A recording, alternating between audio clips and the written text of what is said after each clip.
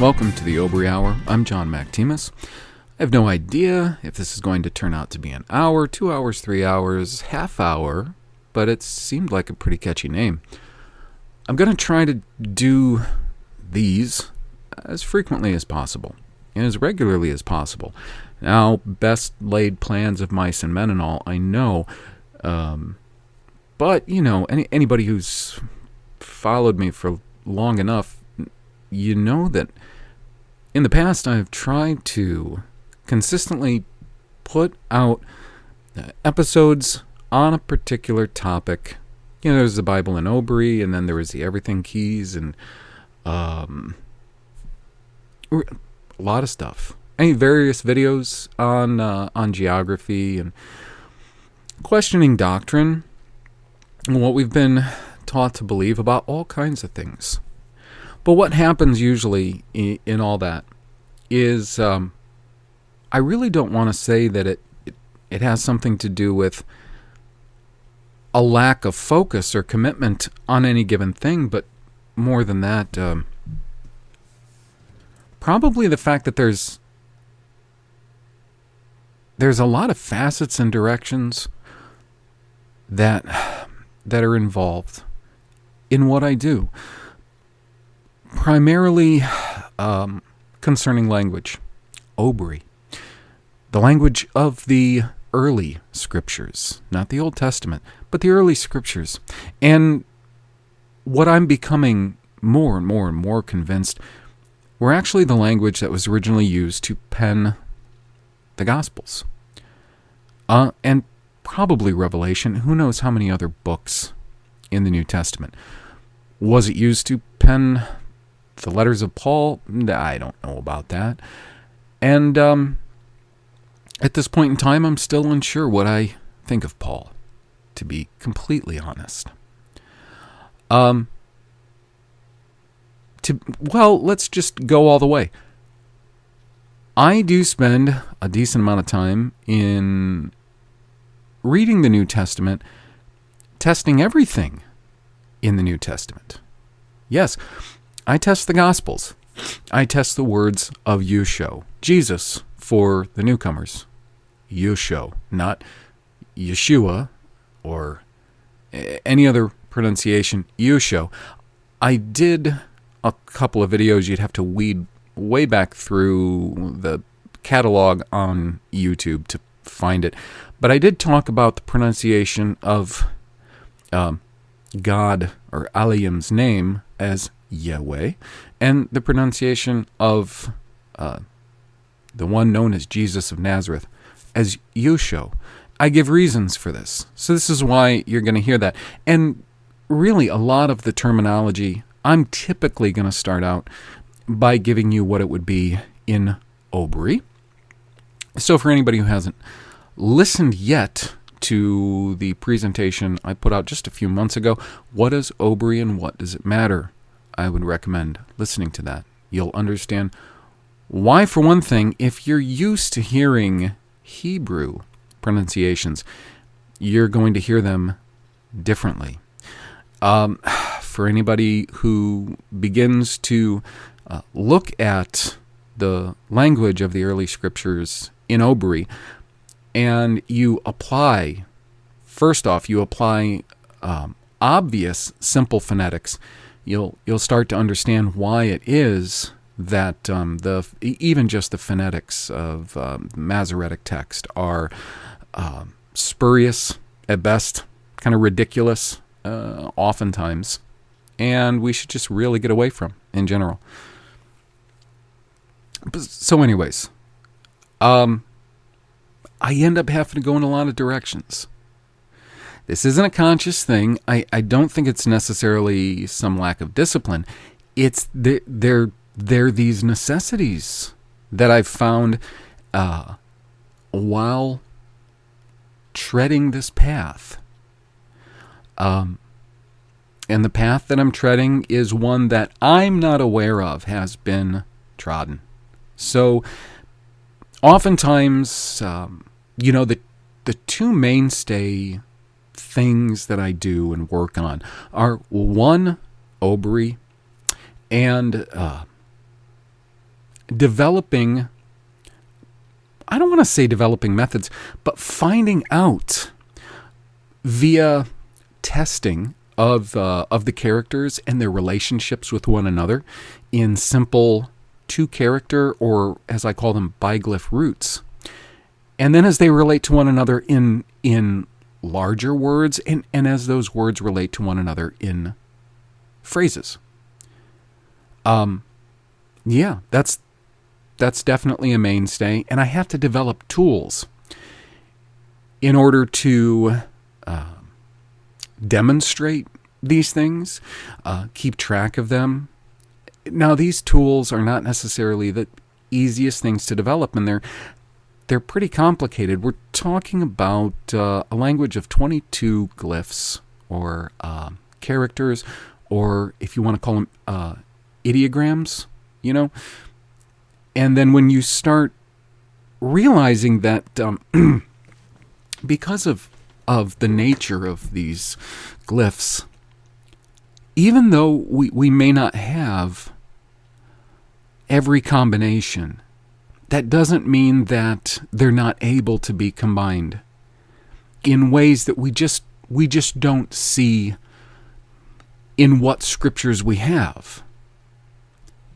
So the thing is, with just simple biglyph roots, that's kind of the smallest root you can have. I want to say there's about 484 possible combinations. And each one of those combinations has meaning. And depending on where the one glyph goes in relationship to another, it can definitely change the meaning. The meaning of the word al is different than la. Even though there's a number of entries in Strong's. Now, if I refer to Strong's, don't get the wrong idea that I support or vouch for Strong's. I do not. Strong's is just currently the most available system that we have for indexing a lot of words. And it's the same reason why I would often use the King James in reference. It's not because it's my favorite. It's it is even close to one of my favorite translations. But these are the tools we have. So, strangely enough, yeah, al and la have this overlap to them. And something like that, then you have to look into what is it that the context, the words around it, how it's placed into a phrase, what kind of bearing and effect does that have on the word itself, which it does. So that's a whole other study. That's an entirely unique and very in-depth,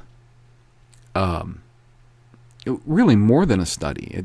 It's something that, like with the biglyph roots, you have to demonstrate through repetition.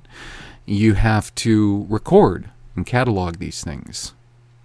And the problem is, let's just say I'm working on something for the book on geography.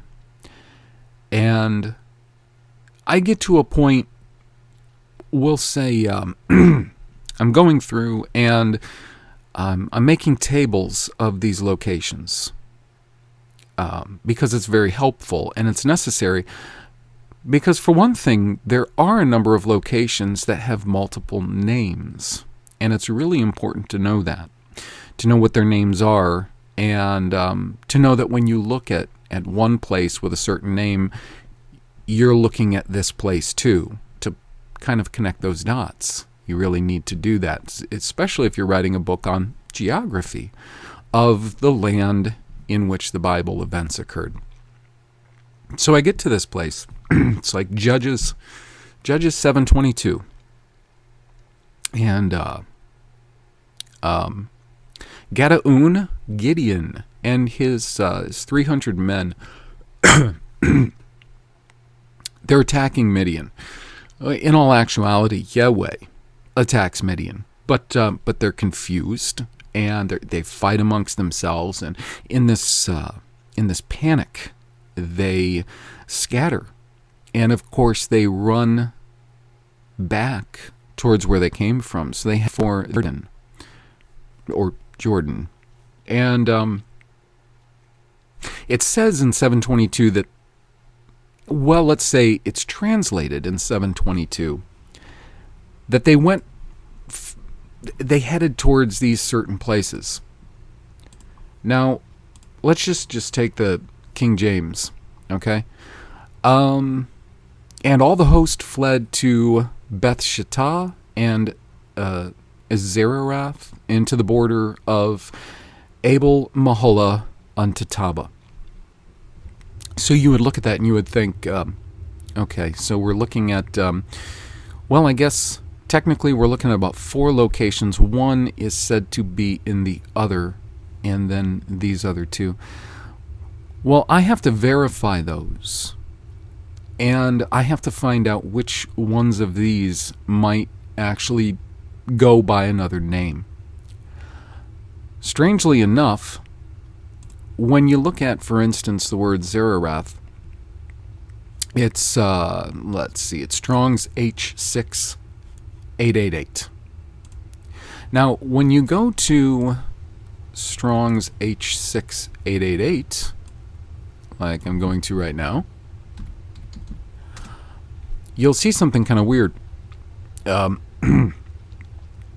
There's, they provide basically notes from Gesenius. And Gesenius is like the, he's like the gold standard of lexicons, in the sense that, the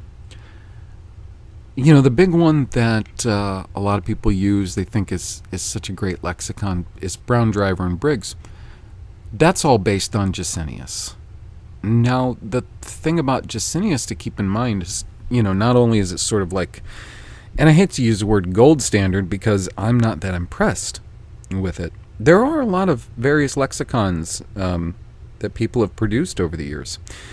One of the reasons is because, as opposed to the narrative that we've been given, Masoretic was never consistent, like from one rabbi to the other that used it.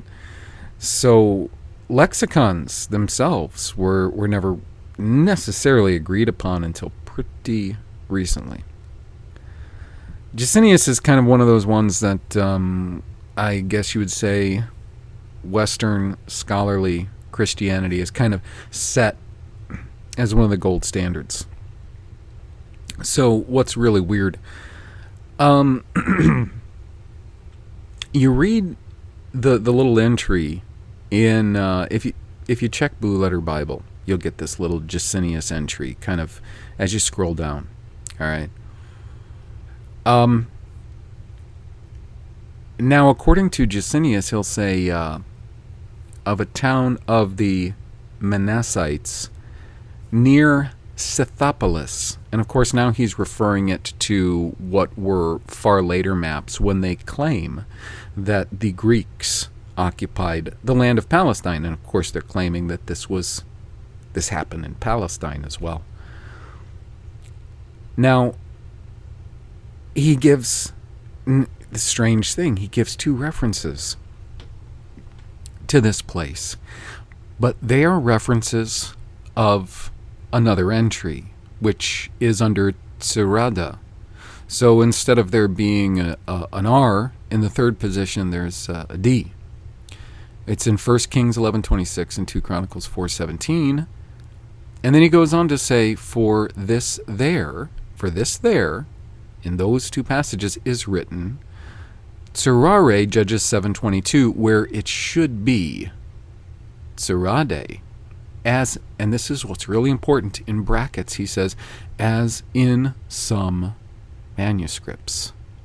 The same is called Tseratan from Joshua 3:16, 1 Kings 4:12, and 7:46. This little note is very important. It's important for a few reasons. First reason is that it's been my experience with lexicons and concordances like Strong's and BDB, which is Gesenius, and others. They're not going out of their way to make things clearer and easier for us. They actually make things a lot harder and more complicated in general. So I look at this little bit of information and I'm like, that really, if this Tsirara from Judges 7:22 was in fact the Tsirade from 1 Kings 11:26 and 2 Chronicles 4:17, and moreover was the Tsartan from Joshua 3:16, 1 Kings 4:12, and 7:46, that would be massively helpful to me working on geography like I am. Because currently I'm trying to do a chapter specifically on the relationship of tribal lands one to another, and how none of the maps can agree, the maps that put it in Palestine, how none of them can agree and none of them can get it right based on Bible descriptions. They can't. So very, very helpful if this was so. So what I've got to do now is find out, why would Gesenius write that? What manuscripts? Where? So I started out on the easy road, which is checking what manuscripts I had in eSword, which is kind of ridiculous that I did that immediately, and I'll tell you why.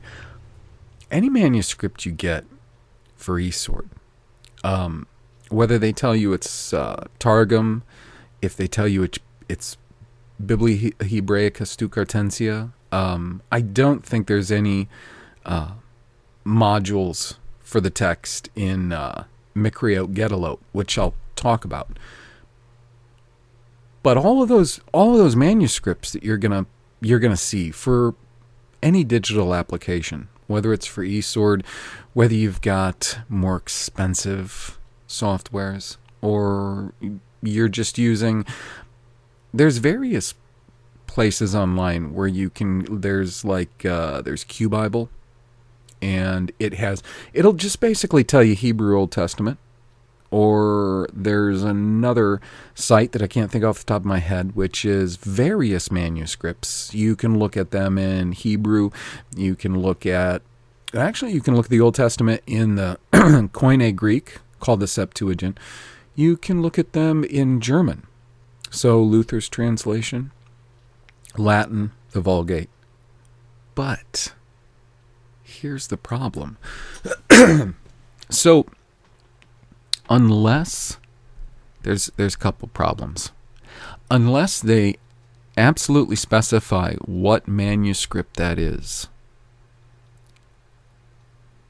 and they just say something like Hebrew Old Testament, or they just say Latin Old Testament, or New Testament, whatever. Unless they're specifying, they're saying this is this manuscript, then it's something that has been put through the process of criticism. So somebody might take various texts and they might have alternate readings and decide the most appropriate reading is this, and that's what goes in there. That's one thing. The other thing is, you also have to rely on them, that they looked at the text and they decided that now keep something in mind. When I talk about Masoretic Hebrew, I'm going to say things like letters, because they use letters, just like in English today we use letters. If I talk about OBRY, it's glyphs or characters, because it's different. Masoretic Hebrew, even though those letters that you see are representative to a degree, of what the character, the glyph, the meaningful icons, though they're representative in the sense that if they use their aleph, and you remember, their aleph, that name aleph was applied by them too. That's not original to the text. We have no proof that these characters, these glyphs, were ever named these names. So that's something from them too. But in general, if you look at a text written in Jubru or Masoretic Hebrew, the letters that you're seeing are representative of a glyph or a character in OBRY as it once was written. So, a big problem is this. When somebody's going to do textual criticism, now you figure one Hebrew text that's been used quite a lot, especially in Bible translations that have come out relatively recently, is this Codex Leningrad. Now, they say they use it because it's one of the most complete codexes, and they just apply the Masoretic vowel pointing from the Aleppo Codex to that. So that's supposed to be its story. Now, there's a lot of Hebrew texts out there. I've collected just digitally about 21 now. And the funny thing is, neither Leningrad Codex nor Aleppo Codex apply all that great of penmanship, nor is their condition all that great in general. So here's what's got to happen. And keep in mind, like when Jusinius says, as in some manuscripts, and there's the rub. So with OBRY, if you were to look at the OBRY glyph set, you would notice that these glyphs do not look one like the other. It's very difficult, very difficult. You'd have to have just terrible, terrible penmanship to mistake one glyph in OBRY for another. However, that's not the case in Hebrew. Because a lot of these characters have been changed a pretty good deal from their original, their older form. I mean, just in the case of, let's say, the character D, which they call Dalet, which it has the D sound. In OBRY, that character is going to look very much like the delta of Greek, or our modern day D. It is triangular, it is pointing. Okay? The Hebrew D does not look like that whatsoever. It doesn't even bear much of a resemblance at all. And the problem is this: because of oftentimes pretty lousy penmanship by these guys, because I think for the most part it's because they did not have respect for the scriptures. That's my opinion. An R can be mistaken for a D pretty easily if you're reading Jubru instead of OBRY. And now a number of letters in Masoretic Hebrew can really be mistaken for one another. And they'll actually end up standing in a place where if you put another letter in, it would still form a word that was meaningful. So there are some issues. Now some may say, well, a textual critic, though, they would understand that even if a different letter was put in, I mean, just take, for instance, like the E, the H, and the T are all so similar that even I have a pretty well-trained eye for both Hebrew letters. Well, let's just say Hebrew letters, because that's what I have to mostly look at. I can tell you for a fact that most of the scribes I look at, they're making their E's very much like H. They're not distinguishing that second leg to it. Unfortunately, the T, or what they call a tav, is very similar in form to the E and the H. It just simply has a bit of a curve on that left-hand leg with kind of a foot on it.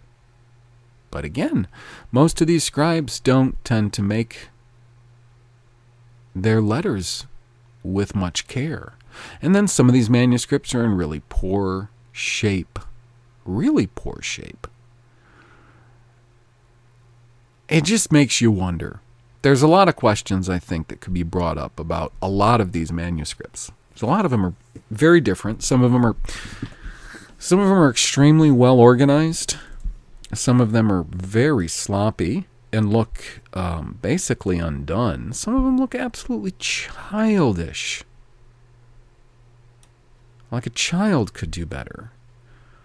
Some of them, even ones that the Met owns some manuscripts, and they're not sharing, by the way, digital copies of them.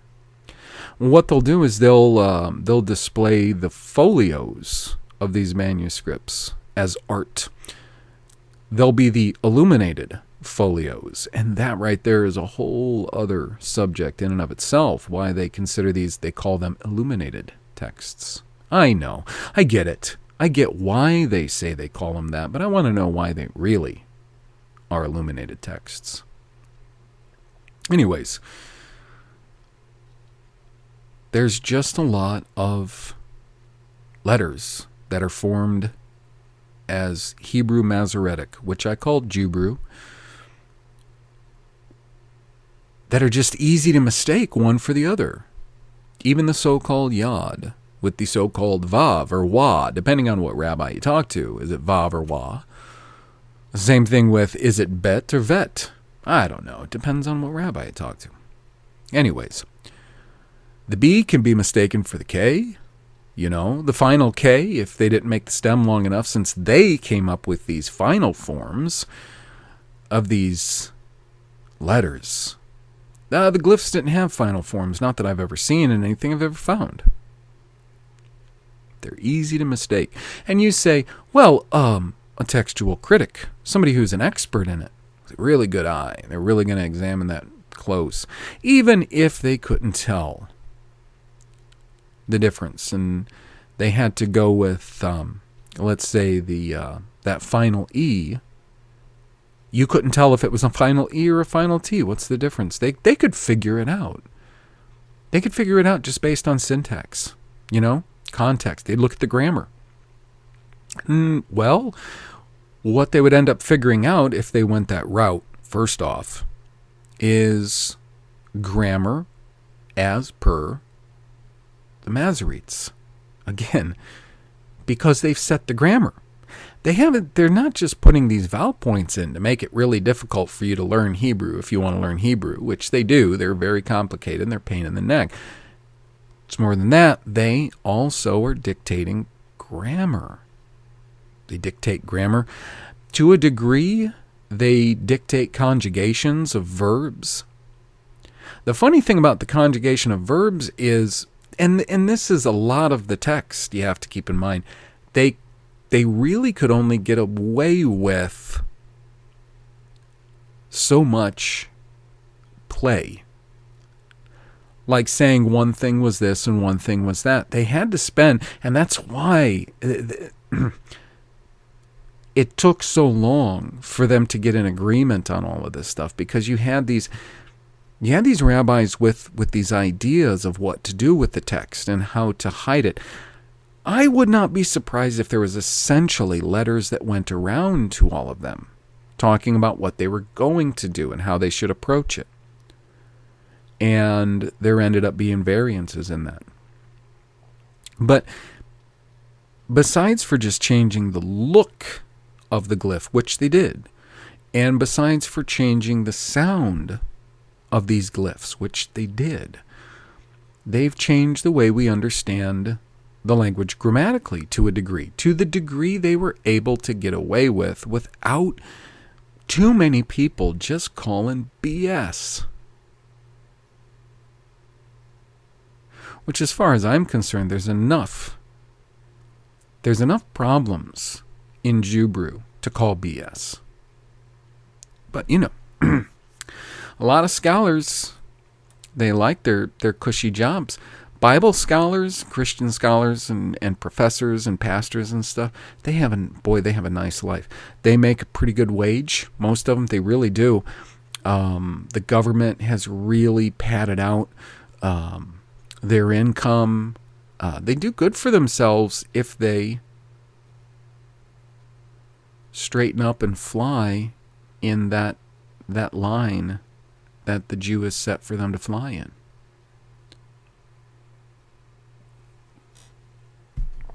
So no, you can't just say, well, a good textual critic would be able to figure that out just based on the grammar. Not so. And I was under the impression, based on a lot of information that I had read by people who are supposed to be authorities on these things, that there were less manuscripts of the Old Testament for us to choose from. Whereas I'm just finding myself, I've gone digging for digital manuscripts so I can take them and I can index them so that they're pretty easy to navigate, and then I can publish them at OBRYproject.info for anybody who wishes to start navigating those texts and seeing what I mean about the variants. Now, not all of them are going to have tons of variants. They're not, but if you have one or even two that have a significant variant, okay, let's just take this Tsarara.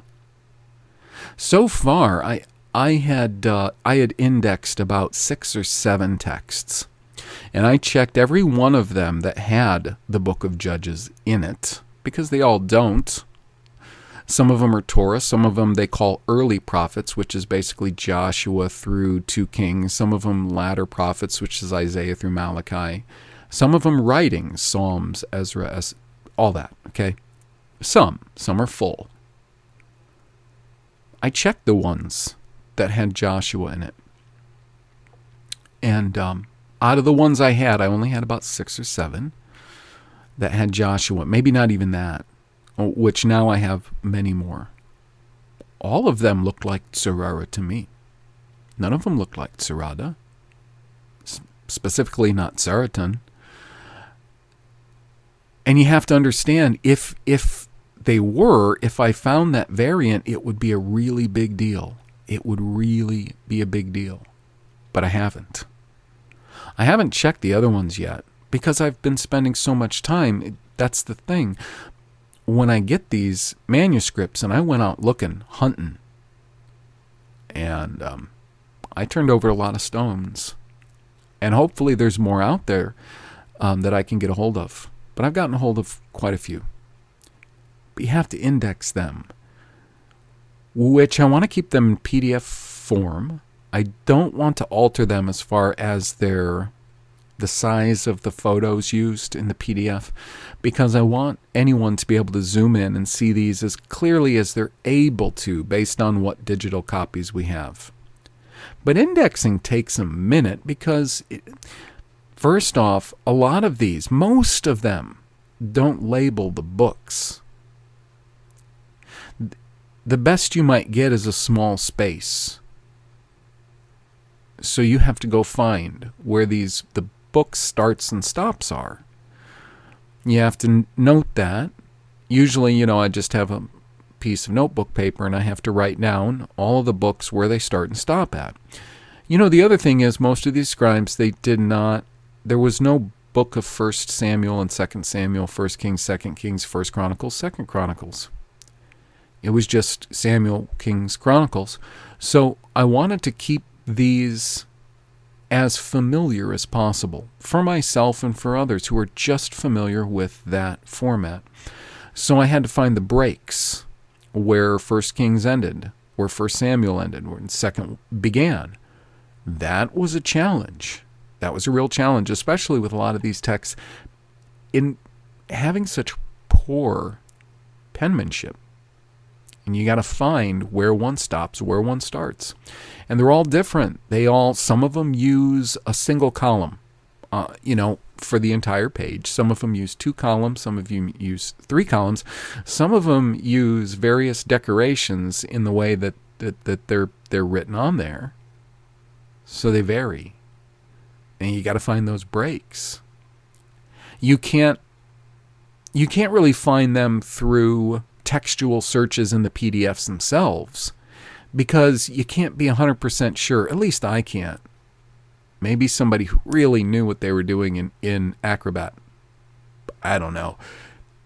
You can't necessarily find them by characters. Let's say every time Acrobat, converts to images, they're going to figure the textual characters as letters, English letters. Well, they don't always do that, for one thing. And if they do, it's not always consistent, not that I know of. So you got to find it by eye. And usually what I have to end up doing is keeping my copy of the OBRY early scriptures or Old Testament open. And I will find a small string of text, and I will punch that into a search in LibreOffice, lower left-hand corner. Basically, it's a LibreOffice Control-F search, and try to find where that little string of text is. How many places? How close am I? So it's a long process.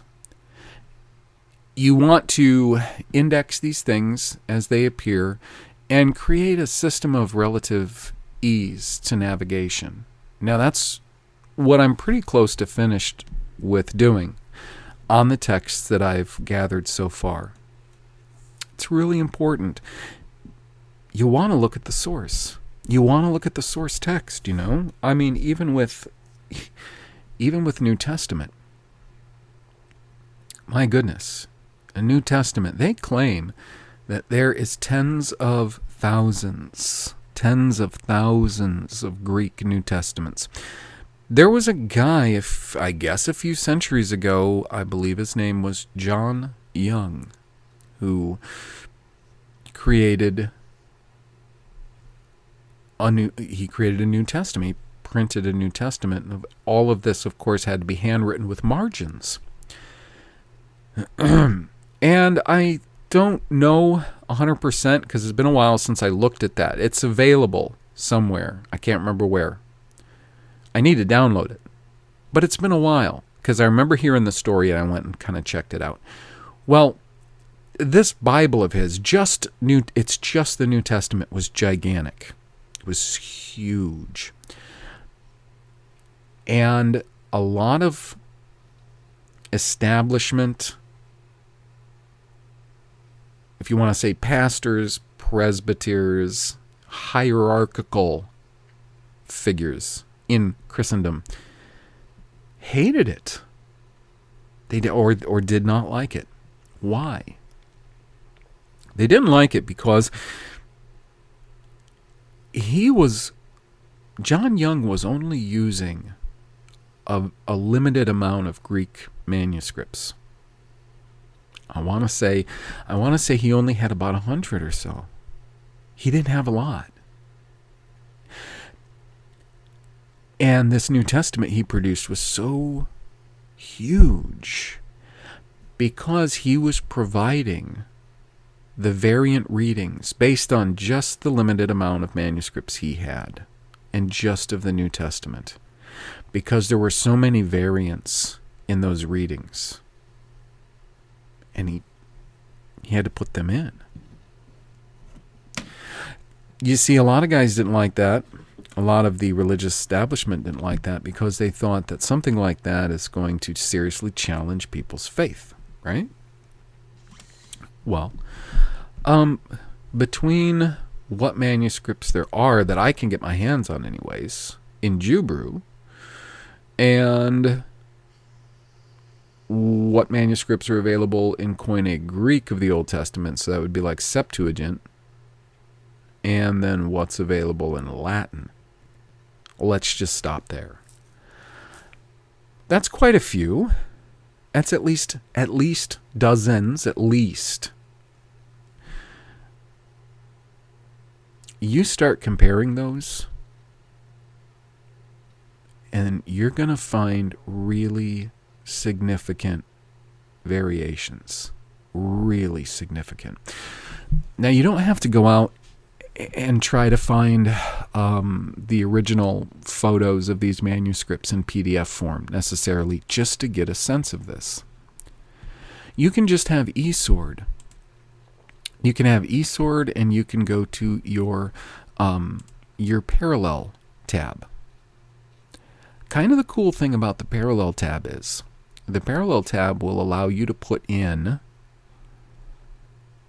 I think it's eight different versions of Bible modules that you have, so you can compare them. Like, I just commonly keep in the KJV Plus, which is just has the strong numbers next to the words. The Hebrew Old Testament, again because of the strong numbers.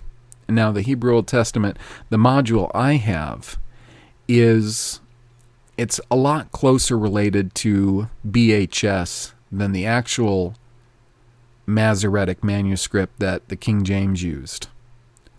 But anyways, I'll keep Brenton, which is just an English translation of a Septuagint. I'll keep the Latin. Now, it's claimed to be the Latin Vulgate, and hopefully that is directly taken and translated. Again, it's an English translation of the Latin Vulgate. The Greek Old Testament, the Greek Old Testament Plus, as a matter of fact, which it's interesting because it'll have all of the Strong's words too, which is really helpful because if you can find these words, these terms in the New Testament, it kind of helps you determine a little better how they were used, at least by the people who created the Septuagint and, I don't know, at least the early forms of the Greek manuscripts that a lot of them are derivative from. So you'll see, if you keep just a few modules, Bible modules, like I am, in various languages, and get close to source as you can, there's a big difference in not just where verses are placed, how books are structured and stuff. There are differences for sure between Septuagint and Masoretic, especially. But places, locations, those are some of the biggest items to be abused, is proper names. Let's just say, more than just locations, proper names. You'll find variants so wide flung that it's quite impossible. You would think that whomever put together, let's say, the Septuagint was looking at the same sort of manuscript that whoever gave us whichever Masoretic manuscript that, let's just say that this module of the Hebrew Old Testament was derived from. They're so different. And now I encountered this, for one thing, when I was looking at Tzarara from Judges 7:22. I told you that. I started out with just the simple, the digital. And I found out really fast that was a mistake. So King James, they're going to call it Zerarath. Now you have to remember something too. The way that it's listed in Strong's is just as Tzarara. Tzad, R-R-E. Tzarara. But the way that it appears in the text is actually Tzad, R-R-T-E. Tzararate. that's important. Anyways, so if you go from the King James and basically the Hebrew Old Testament module I have essentially agree. If you go then to the Latin, first off, you have to toggle forward in your verses because it's not lined up in the verses. So in here, interesting enough, when you find the verse that's actually should be the parallel verse to 722, it says that, let's see, they chased them. Oh, I went too far. Oh, here we go. Sorry. It's one verse up in the Latin. Now this says they fled as far as Bethsaida, which we saw that in Bethshita. Okay, so that's, okay, for Latin, that's pretty close. Bethsaida. All right, I get it. That's about the same. They just transliterated it differently. And then what should have been, remember, Zererath, as is usually transliterated in the English and definitely in the King James, they have Tagaragatha. I kid you not. Tagaragatha.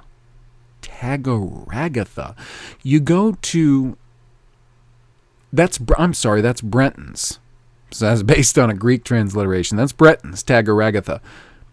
You go to the Vulgate, and they don't even have it in there.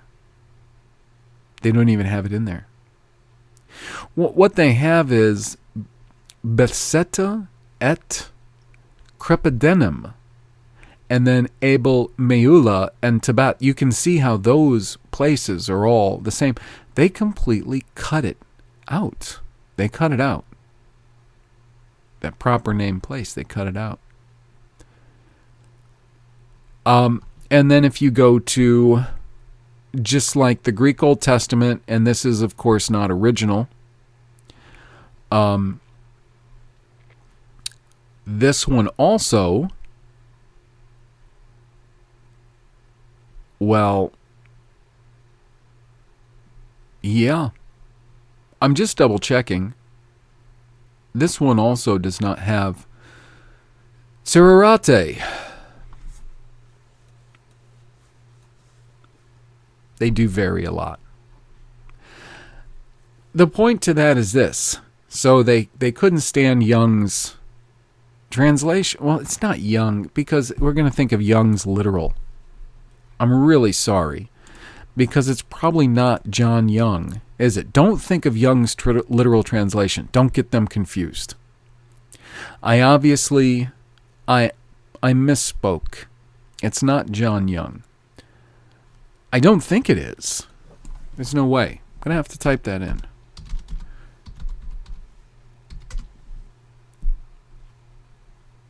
John Young, the astronaut. Right. Hold on. We'll try, oops. Testament has an A in it, doesn't it? Right. Okay.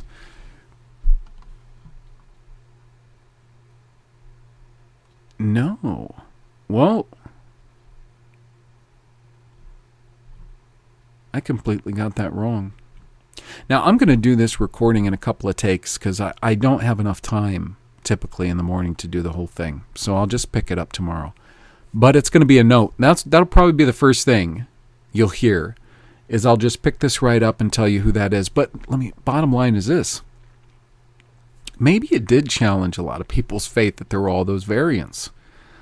I'm not saying there's anything wrong with that they shouldn't be challenged by variants. Variants are variants, okay? Things that seem to contradict are real.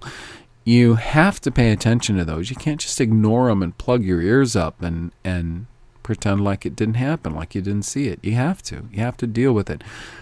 Those same things are present in various Old Testament manuscripts. Again, can't pretend like they're not. They're there. Have they shaken my faith as far as how sure I am that the Bible is the word of Yahweh, and that he's preserved it even through a lot of years, and a lot of events that are far more catastrophic than we've been led to believe. No, not just from a little nation over in the Middle East. Nonsense. I'm talking about from vast kingdoms in North America that post-Christ likely experienced not only terrible political upheavals and wars, but I believe Yahweh cleansed the land. So there was a lot of tumultuous geological events happening in North America for some time. And we have a lot of evidence that speaks towards that being the case. My faith in it being his word that he's preserved against a lot of odds.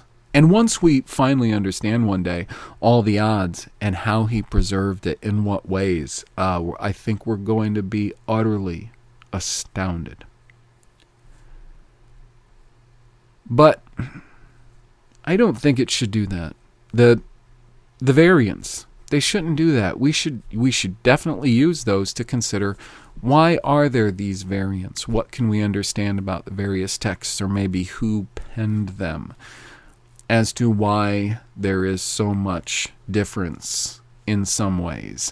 And why is there so much difference in certain areas, like, for instance, proper names, locative names, and names of patriarchs? You know, those genealogies, those aren't in there for nothing.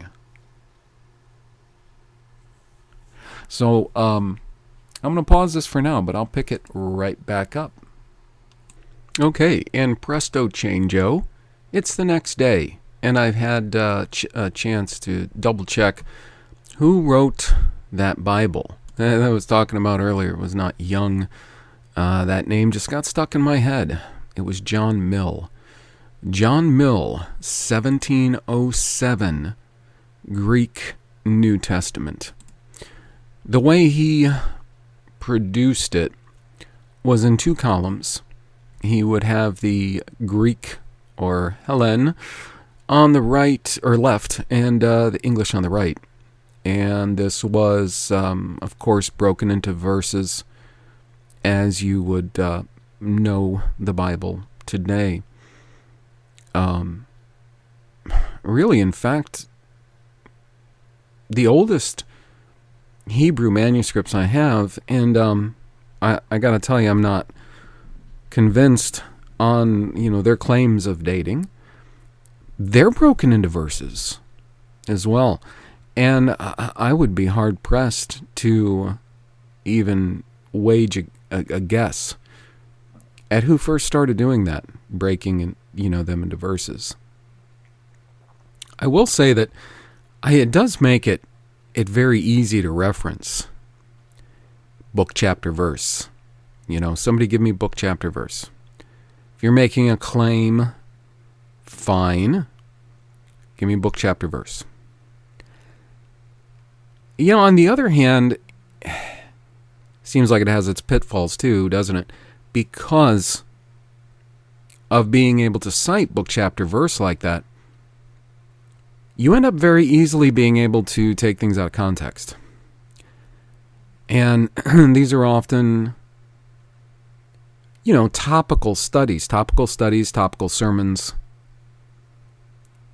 And they'll just pull from verses all over the place, and you don't know how out of context those verses might be. So something that seems like it's an advantage. We always have to consider why it was done, and if it is a disadvantage. If it is a disadvantage, is that something that was deliberate or not deliberate? So he has them broken up. You got actually it changes from page to page. I'm sorry. So in your, it's in a book form.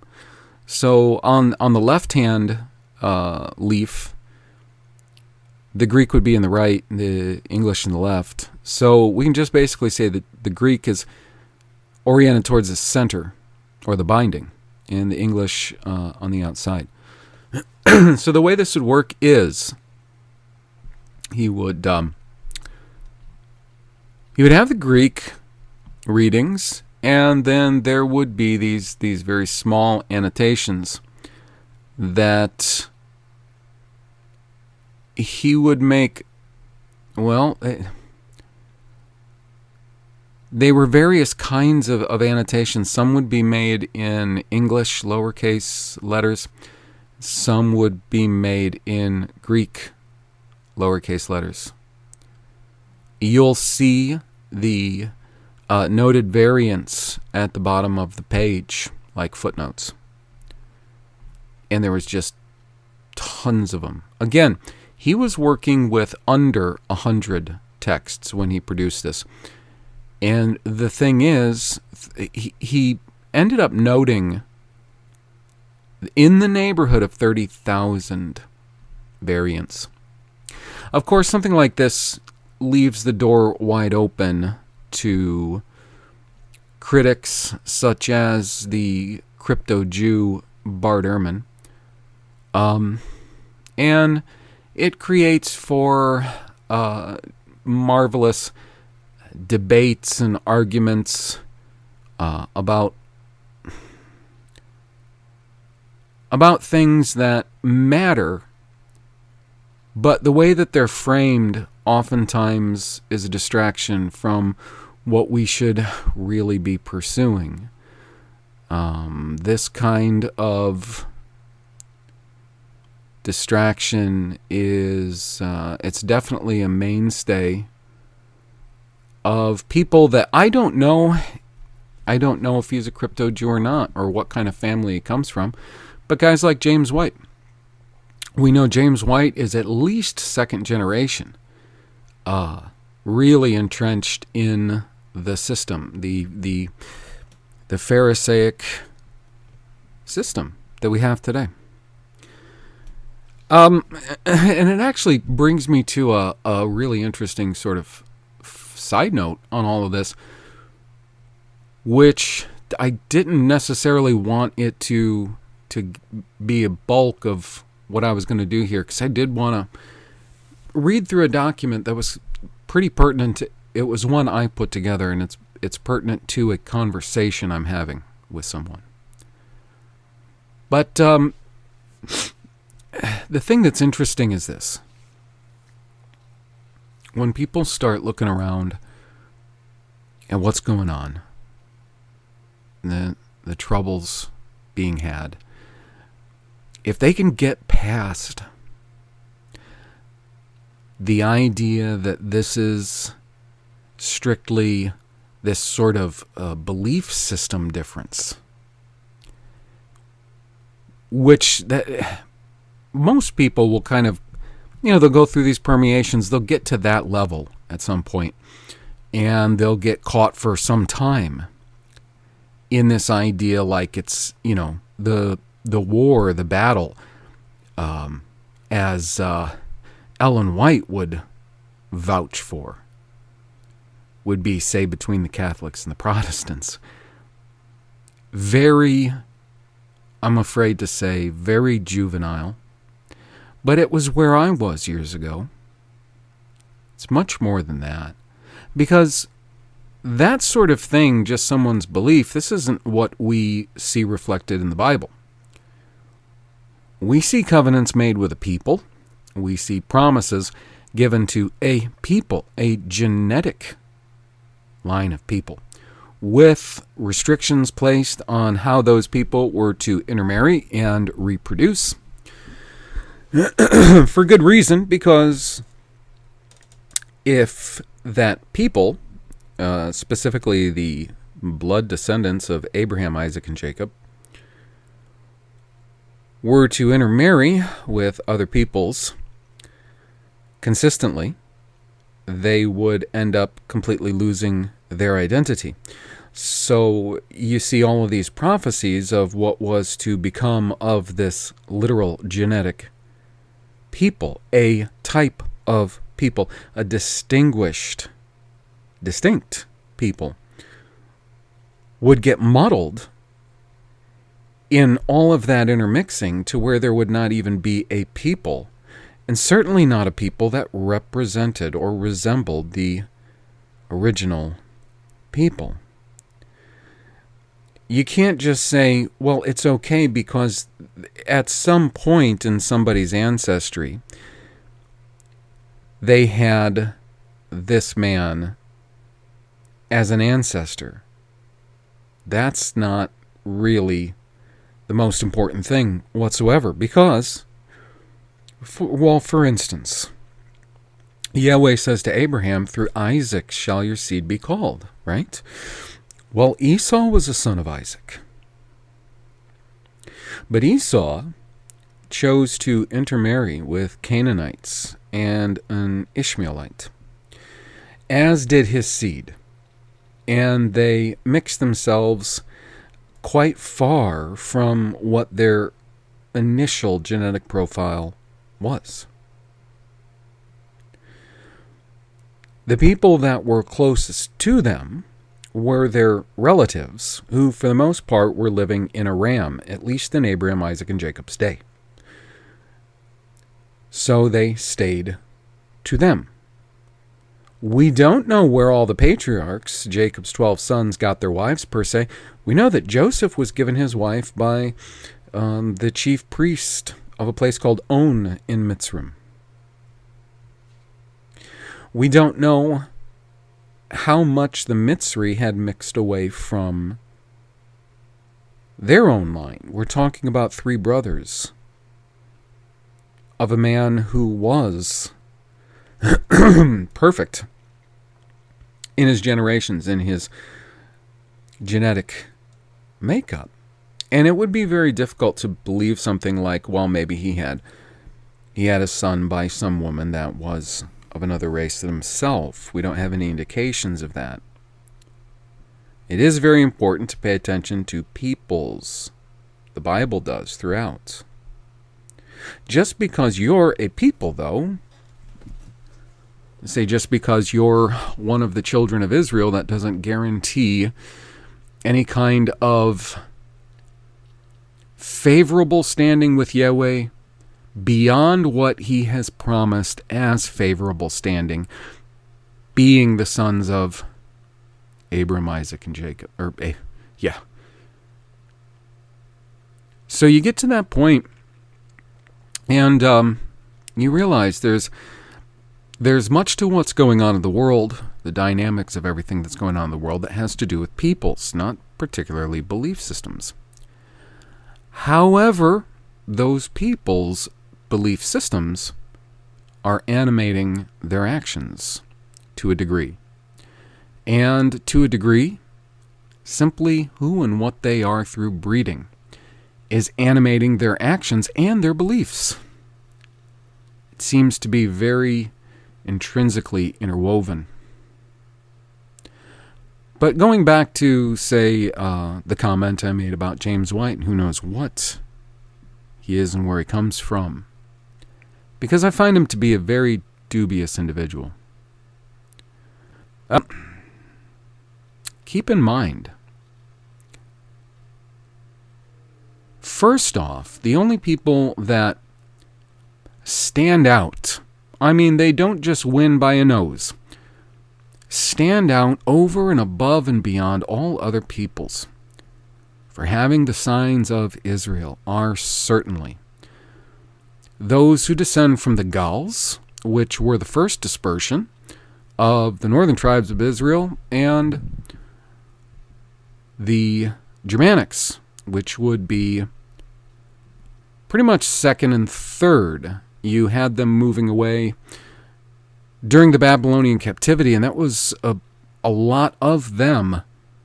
And then you would have had a lot of them probably brought over to Europe and Asia as slaves. This most likely would have been during the Kingdom of Ian. Now, if a lot of you are getting lost right now, I understand. The reason you're getting lost is because you've been taught an accepted, secular, I would say, I don't want to keep misusing the word dubious, but version of history that has been spuriously married to what we see in the Bible as history, events that have happened, and prophecy, events that would happen. Prophecy in the early scriptures, the latter scriptures, ones that have come to pass already and ones that will come to pass. Well, anyways, so those peoples and kindred peoples. So we would have to say, of course, the Danes. It appears that the Danes are Danites, Scandinavians, mostly by the signs in their fruit and how similar they are. I'm not necessarily talking about like haplogroup, 23andMe similarity, but to a degree, yeah. If there's an honest reliability and consistency in those tests. But mostly the signs, that's what we're looking for. We're not looking for some kind of genetic test run by a company probably owned by Jews. We're looking for signs. It would be these peoples. Celtics, Anglo-Saxons, Germanics, Scandinavians, kindred people similar, because we've been called a lot of various names we've gone by or been known by for a long time. So something to keep in mind is that anybody who looks at man and the so-called white man and war and the so-called white man and him making war on other races. Now, there are variables, especially if we're talking about the Israelite white man or the Adamite, the Noahite, if you want to be more distinct and particular. In general, when the Adamite, Noahite, goes to war against any other race of people, no matter the numbers, the terrain, the odds, whatever.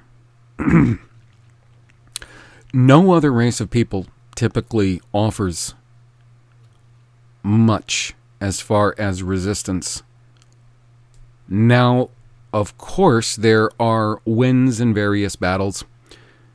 There may be wars in which those whites took terrible losses. That's true. But when you look at the overall picture, they don't tend to offer really much of a challenge. Not in general. Sorry, I'm afraid not. If you're somebody of another race listening to this, first off, that's odd, but that's okay. I'm not trying to be insulting per se, all right? I'm just trying to say this is the way it is, just based on facts. The reason I bring that up is because if you look in like Revelation 13, there's two beasts talked about. Beasts are a kingdom. They're some kind of kingdom. Kingdoms take different forms. They have different types of rulership, political structures, economies, but a kingdom nonetheless. So there's this kingdom in Revelation 13, and it's really similar to not only this fourth kingdom described in not only Daniel chapter 7, but chapter 2 also, the feet. and legs of that statue. And then it's the fourth beast, not like the other three. This is really awful, terrible, something quite dreadful about that fourth one. And sorry, but I'm not buying for a second that that's this Roman Empire we've been convinced existed in the way they tell us it existed. I think some great, vast empire that occupied Europe and Upper Asia existed, and it was likely a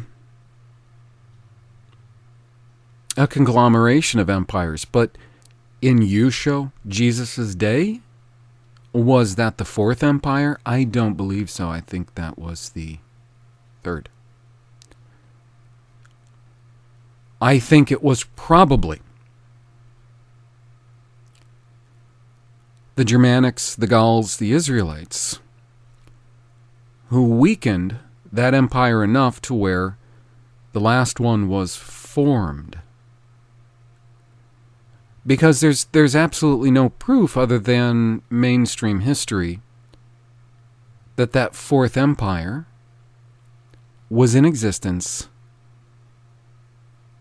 at the time of, we'll just say first century, or before the first century. That's popular secular history. That's been married to the Bible narrative. I've gone over terminology. People will say, it clearly says Roma in the New Testament. Well, if you start looking into the Koine Greek used in the New Testament, one thing you'll notice is this phenomenon of just how many words aren't provably rooted in Greek and are most likely just transliterations and terms from OBRY. How deliberate that was, or accidental, I don't know. The Rame could have simply been a name of a people that were over the people. And you know, Greek is real funny the way it transliterates things too. Real funny. Koine Greek. It will transliterate some things so poorly, in my estimation. Or let's just say the way it inserts or subtracts vowels, for instance. Very odd. There aren't necessarily phonetic equivalents between Greek and OBRY or English and Greek. And so there's a lot of play that can go on there. So going back to Revelation 13, you have this beast that would exist up until this other beast that's mentioned. You can't get just a negative image in your mind when I keep saying beast. It's literally an animal used as a symbol or representation of an empire or kingdom. So this beast is the one that is, of course, called in Revelation 16 the beast that was and is not, but yet is. Now in Revelation 13, it's described as having attributes of the beasts before it. Is it attributes? Because you see a lot of people have played with that a lot. They would say, well, you know, it probably had the religious spiritual system of the what they call Persians. You mean Paris, right? They would say it had the or let's just say it would say it had the reach of what we're told Persia has. Again, being convinced that Persia was the Paris of the Bible. And I'm pronouncing that correct, Paris. You think of all the names of places along northern Europe that have that root. Paris, Prussia, Frisia. Anyways, and then they would say it would have certain systems. Oh, let's say the economic system of Babel.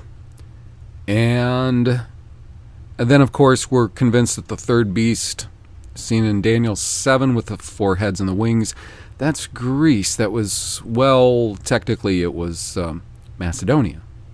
Alexander, Macedon. And it would have these maybe philosophical. They would say it has aspects to it, right? That's usually the exegesis of that. As opposed to this fourth kingdom that was unlike anything else. This fourth kingdom, I posit to you, was a great mix, a mamzer kingdom, if you will. Because it seems like as we go forward in kingdoms, we start with Babel. It was pure in the sense that it was the Kasdim Chaldeans. It was Kashdim. That's what they're called in the Bible. It's Kashdim. So there was a purity in it, being Kashdim. It was a singular people. Now, they did a lot of what Asher did, again, singular people, in the sense that they would blend other peoples together, I think, to weaken those populations and make them easier to rule. Some things never change, do they?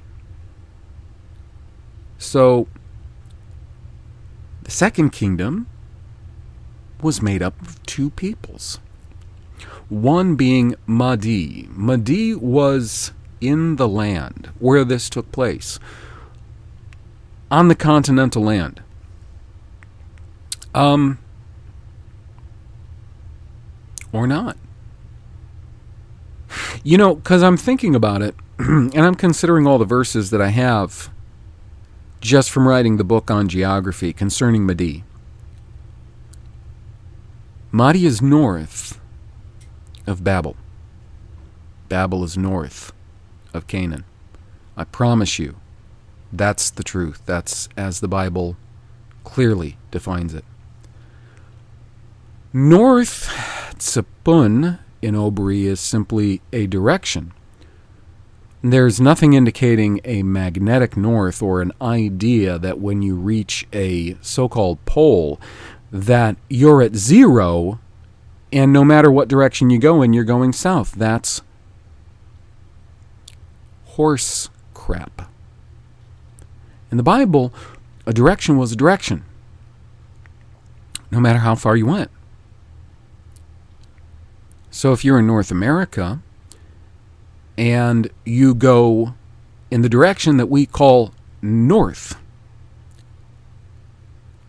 if you don't find the people the Bible's talking about by the time you get to the so-called North Pole, just keep going in that direction until you do.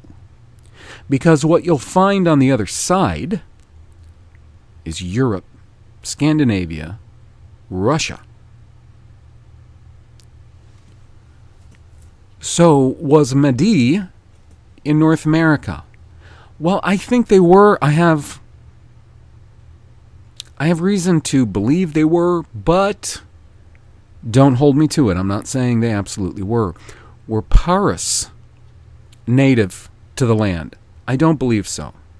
I believe they were in Northern Europe and areas that we might call Russia, maybe Scandinavia.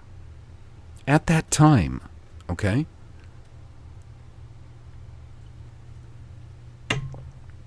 Ian, we know, came across the sea from the west. Ian, if you, let's say you put it into more of a Rus or Slavic language, would be Ivan. If you brought it down to our day, maybe following more Western European roads of dialect, you'd have John. That empire so far is a real mystery to me. The fourth one, as far as I'm concerned, is not as much of a mystery. The fourth one would be more mixed than all the others. We know that too. We see it in Daniel 2. Those feet of iron and clay, this is an extremely mixed kingdom, you see. So there's these strong elements in it. There's Paris, there's Babel. And you remember in Daniel 7, it said those kingdoms, they were going to be destroyed by Yahweh, but they would be preserved for a time. You'd have people in them that comprise old world people, Kashdim of Babel, Parasim, or Madi, or Yun. And you put all these people together, and you have the latecomer.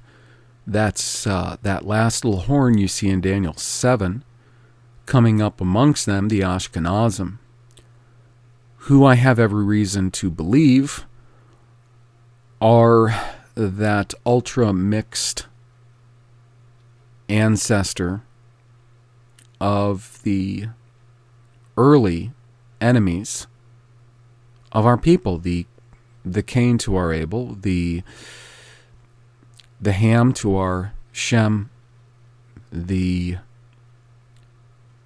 Ishmael to our Isaac, the Esau to our Jacob, and so on and so forth. And the Ammon and Moab to our Abraham. Remember, that was Abraham's nephew Lot who fathered those two. And then you go down all the centuries and all the years, knowing that any other people and every other people would mix and mix and mix. Not all of them. A lot of them were smart enough not to, but in general, this was barred by Yahweh's law, and it was barred to us to do so. And I believe that one of the things he did, even though our people were quite willing, as they are today, a number of them, to mix, he still kept us a people with clear genetic markers. Well, you know, the funny thing is, this is one of the psyops, is like that white is white. White's not just white. People keep talking about white people. White ain't white. You have Noah, and Noah has 3 sons. They're all genetically very similar. But over time, they branched off. In the meantime, you have the children of Cain, who were at least elsewhere, who come back into the picture sometime later. They end up typically living amongst the people, almost kind of very much in a parasitic way. I'm sure that sounds familiar. Anyways, we see quite a bit of mixing with the people all around Israel. And one thing we observe with the Jew today is how absolutely mongrelized they are. But that's not all the people that we observe. I know a lot of them sort of go by the name Jew, and not all of them do, but some do. They're clearly not Ashkenazim. And we can't figure out, are they Sephardim? Or what are they?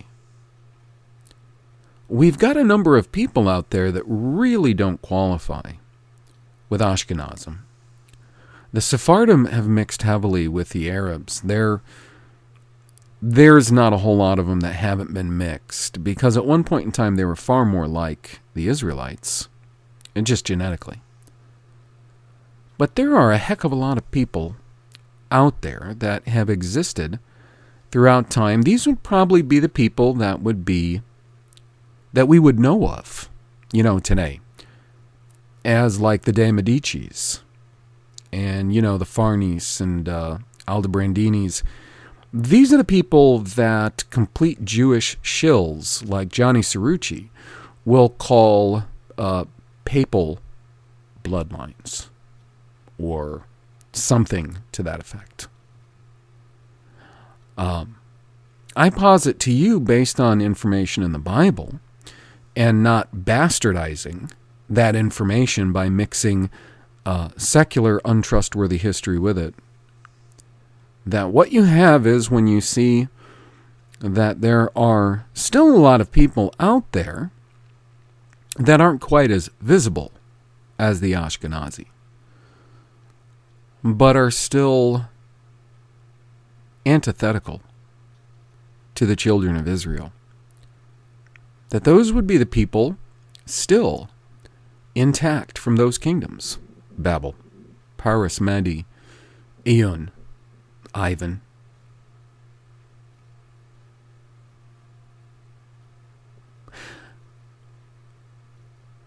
Now, the reason that's important is it's that blend in the feet. There's a problem. They would be far stronger if they were a singular kingdom and people, but they're not. They haven't been. It's only been just more recently, it would appear, that there has been more strength concerning the campaign against the God of Israel and Israel via the Ashkenazim. Before that, there was a great deal of time, many centuries, of continual upheaval, wars, problems between these various peoples, I posit, because they were partly strong and partly weak. The sad part is, so oftentimes we fought their battles. We're still doing it today. We are their slaves, and we're their slaves because we simply refuse to obey the covenants made with our fathers in the wilderness of North America, near Sinai. That's Horeb. Did you know, for instance, we'll talk about the big scam that the Ashkenazim has pulled on the world for a long time, convincing the world, first off, that they were the tribe of Judah, which is ridiculous. Anybody who studies the Bible can see that there's real problems with that claim. Claiming that they are the ones trusted with keeping the word when it's been the Israelites. Unfortunately, they've had control of a lot of it. And if they had their way, they would have destroyed it. They can't. They can't. They probably figured this out a long time ago and decided the best way to go about it then, since they could not destroy the word, since the word is marvelously protected against destruction. This would be their number one book. This would be their number one thing to destroy, other than the very people with the words written in our heart set for destruction. So, well, I could probably keep going on and on like this. I did want to address another topic. The whole point of all of that is, I don't want to complicate things, but sometimes I guess you have to, when the simple narrative and the simple answer, it's not adding up.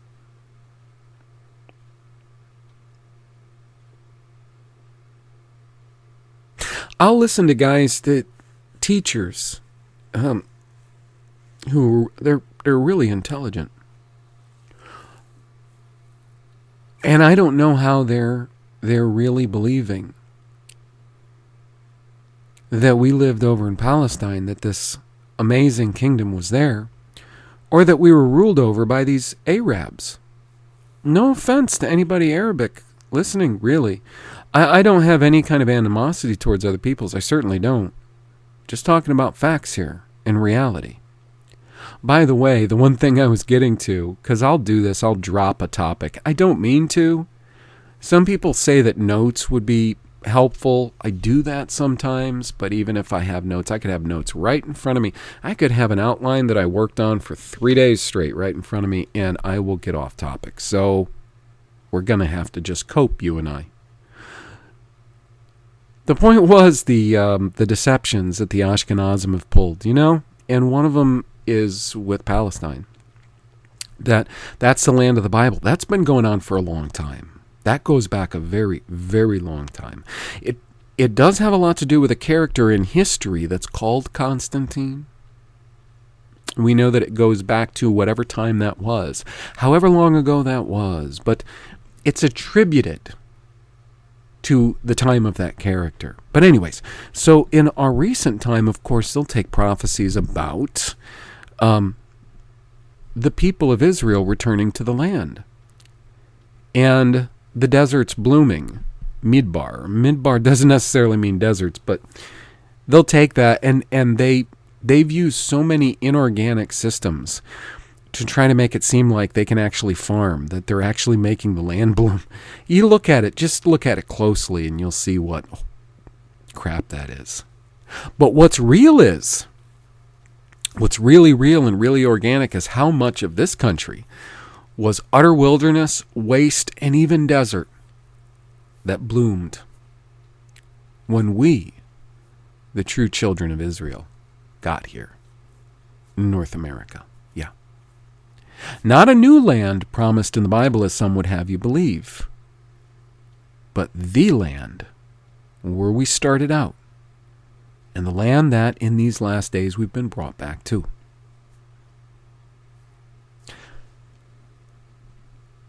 All right, I'll stop on that that kind of course of monologue. I want to move to something that I think I think it's interesting. I sent an email to the 3 pastors on the pastoral staff of a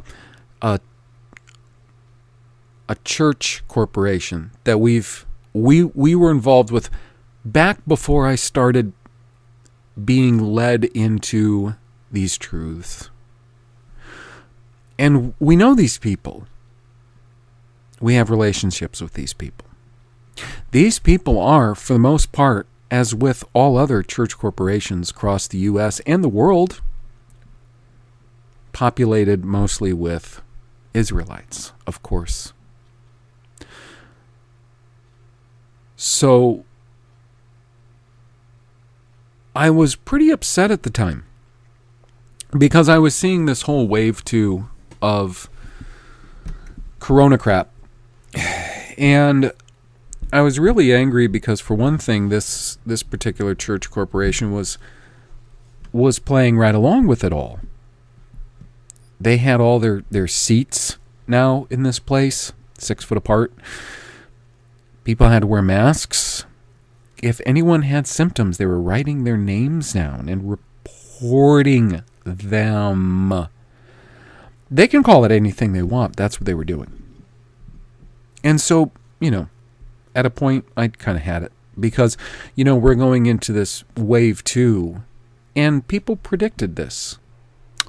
So, alaka frickin' zam, it's day 3 of recording now. I lost 10 minutes at least of record time. I had finished the background story. This is why, if you're not paying attention, you're all of a sudden wondering why I've changed course so radically. Now, I had finished that story, the background story, to what I'm going into, this document. Really ticks me off, and I'm going to have to call the people that offer support on this computer, because these freezes, that's what's doing it. the computer will randomly freeze.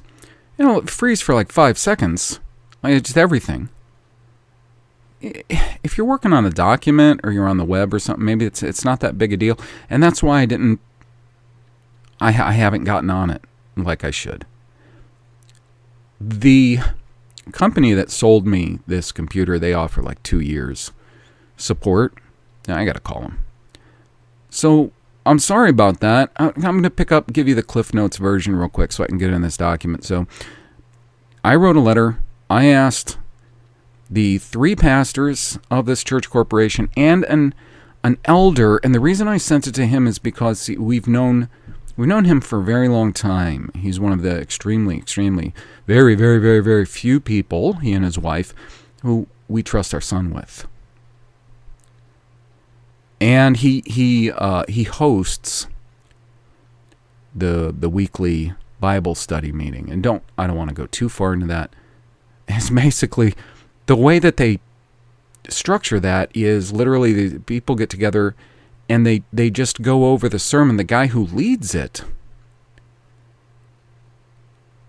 is basically, he's just reinforcing what the pastor said in his sermon. I stopped going. First off, I was just falling asleep. Secondly, I found myself contradicting the pastor a lot, which people got uncomfortable with. These people, they are not used to thinking for themselves. Anyways, I sent it to these 4 people. I got the main thrust of the letter was, why don't I see persecution in the church?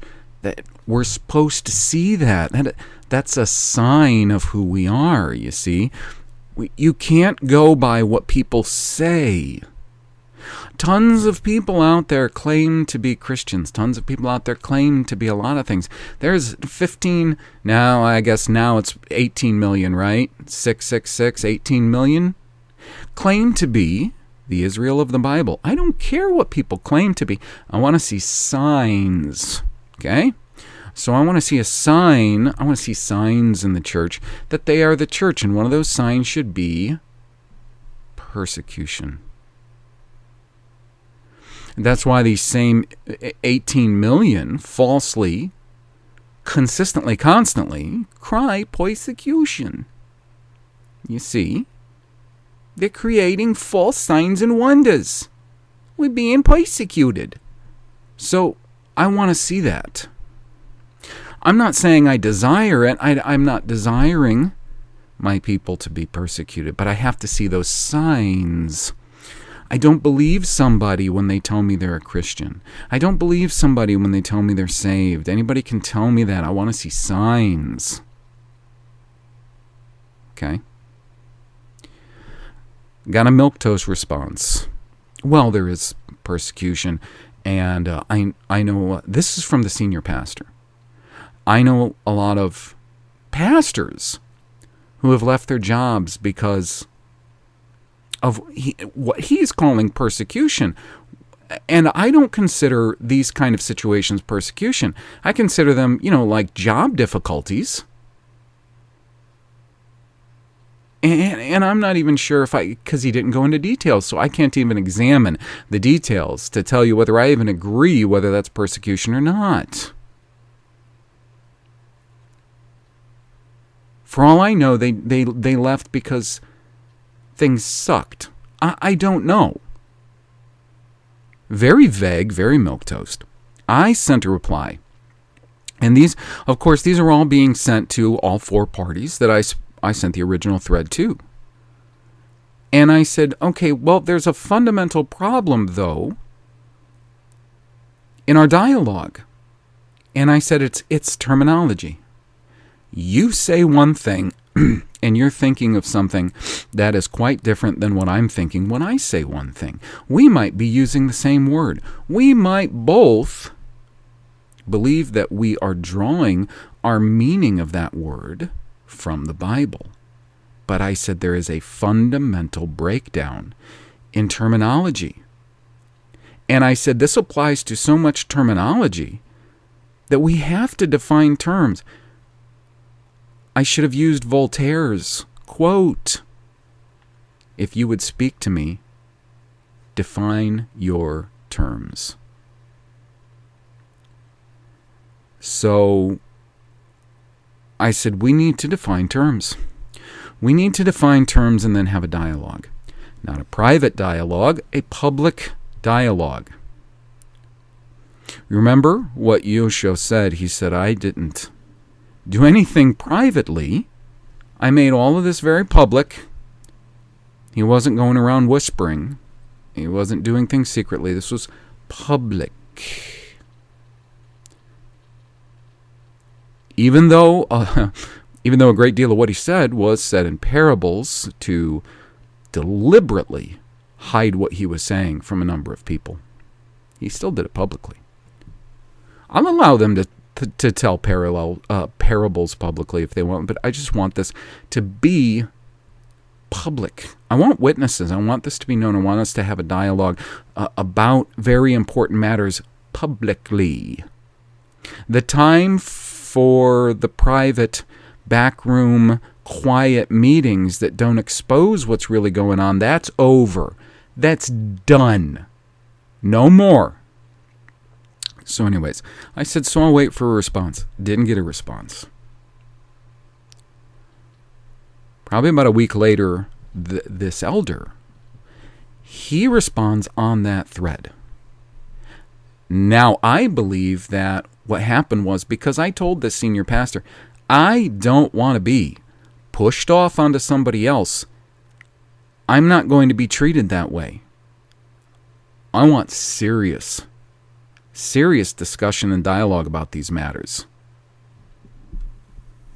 For one thing, I detest the way this hierarchical government structure works in these corporate churches. Oh, well, I'm going to push you off on your life group host or leader. No, don't do that. Because just because you assigned me to that doesn't mean that they're the person that I'm talking to. I'm talking to the shepherds. Now, they do act in a certain role, shepherding role, but I'm talking to the pros. I want to get to the pros. I want to get to the hirelings. Because what they're saying, what they're doing, what they're teaching is having the most impact on the most people. That's who I want to talk to. So, he responds instead. Okay, we can do this. That's fine. I'll do this. I'll go through those channels. Because for one thing, he's a decent man. And if I can make any impact on him, I will. So after a very lengthy discussion the first day, and after me saying a lot of things that probably went over his head, and not for lack of intelligence, but simply because when the programming runs deep, there's just things that someone will say that you really can't even grab onto. Me talking about us being Israel. This is not something you could, because I'm looking at him. I'm looking at him waiting for responses and things I'm saying. I want to see what bothers him, what he's comprehending, so on and so forth. And you could see that those things, they were just bouncing right off of him. Some of them. So the one thing I could tell that bothered him the most was when I told him, well, for one thing that makes this very difficult, the reason I can't fellowship with the rest of this congregation in general, I said, we worship a different God. How do you mean? You worship a God that you say exists in 3 distinct persons, but are one God, which is an entirely different God than I worship. I worship one God who has revealed himself as one person.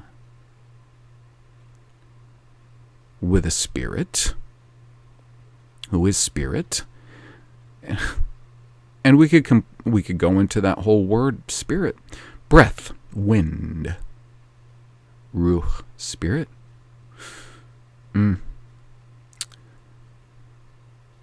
So I said that's a real issue, because here's the thing. I don't go along with the people who, they're the ones that are going to stage all of these debates, say between various Unitarians, whether it's UPC, Pentecostal, or Iglesia Ni Cristo, or whomever it is, and they'll preempt the whole thing by saying, well, I believe that we worship the same God. We're just seeing him in different aspects. Maybe that's true, because both of them rely on a sort of the same body of erroneous ways of thinking. Maybe that's true for them. For me, it's not. The Aliyim, God, I've come to know, is just far, far different. It's not just the form that's so different, which that form is dramatically different, because you have to consider the implications of that form of the Trinity, the triune God, as in comparison to the understanding of the one God who has revealed himself as one God, substance, one person. If you start making other persons or making up other persons, and you're giving them direct equivalency with him, that's not good. That's not good, and it's not even close to the same. You can't call those two things the same. So, with the Trinity being probably one of the biggest sacred cows of modern evangelical Christianity and Catholicism, the whole ball of wax, besides for a few stragglers here and there that claim Unitarianism or some type of modalism or whatever, that's the mainstay. And that's one of the biggest sacred cows, the Trinity. There are people, absolutely, not few, but many, who will claim, if you don't believe the Trinity, well, you're just going to hell. Which, that's a whole other subject in and of itself. I don't remember if I brought up hell or not. I might have. I think I did. This idea, the nonsensical idea of this good and righteous God burning people in agony and torment forever over a lifetime of sins. We really need to get to know him via his law and his prophets, so we can understand that he equivocates appropriate punishment with appropriate crimes. You see, the way that these evangelical sophists and Catholic sophists, all of them who believe in hell, the Jews believe in hell and eternal hell, the way that they fool with the actual justice of the actual Aliyim God, Yahweh. They'll say, well, those sins may be temporal, but they're being committed against, now get this, I heard R.C. Sproul say this, they're being committed against an eternally holy God. Are you kidding? You can't find that stated anywhere in the Bible. You can't even find something stated like that in a roundabout way, but you're going to use that as your justification for your pagan, sadistic, eternal, tormentous, burning, suffering, sick dogma. Yeah. And these are the pillars of Protestant evangelical Christianity. R.C. Sproul, James White, John MacArthur, John Piper, all of them all of them supporting that ever-burning, horrible, torturous, disgusting dogma. Every one of them. Right along, they might as well join arm to arm with all the rabbis in a chorus line supporting this sick idea. And I'm not just saying it's sick because it emotionally revolts me.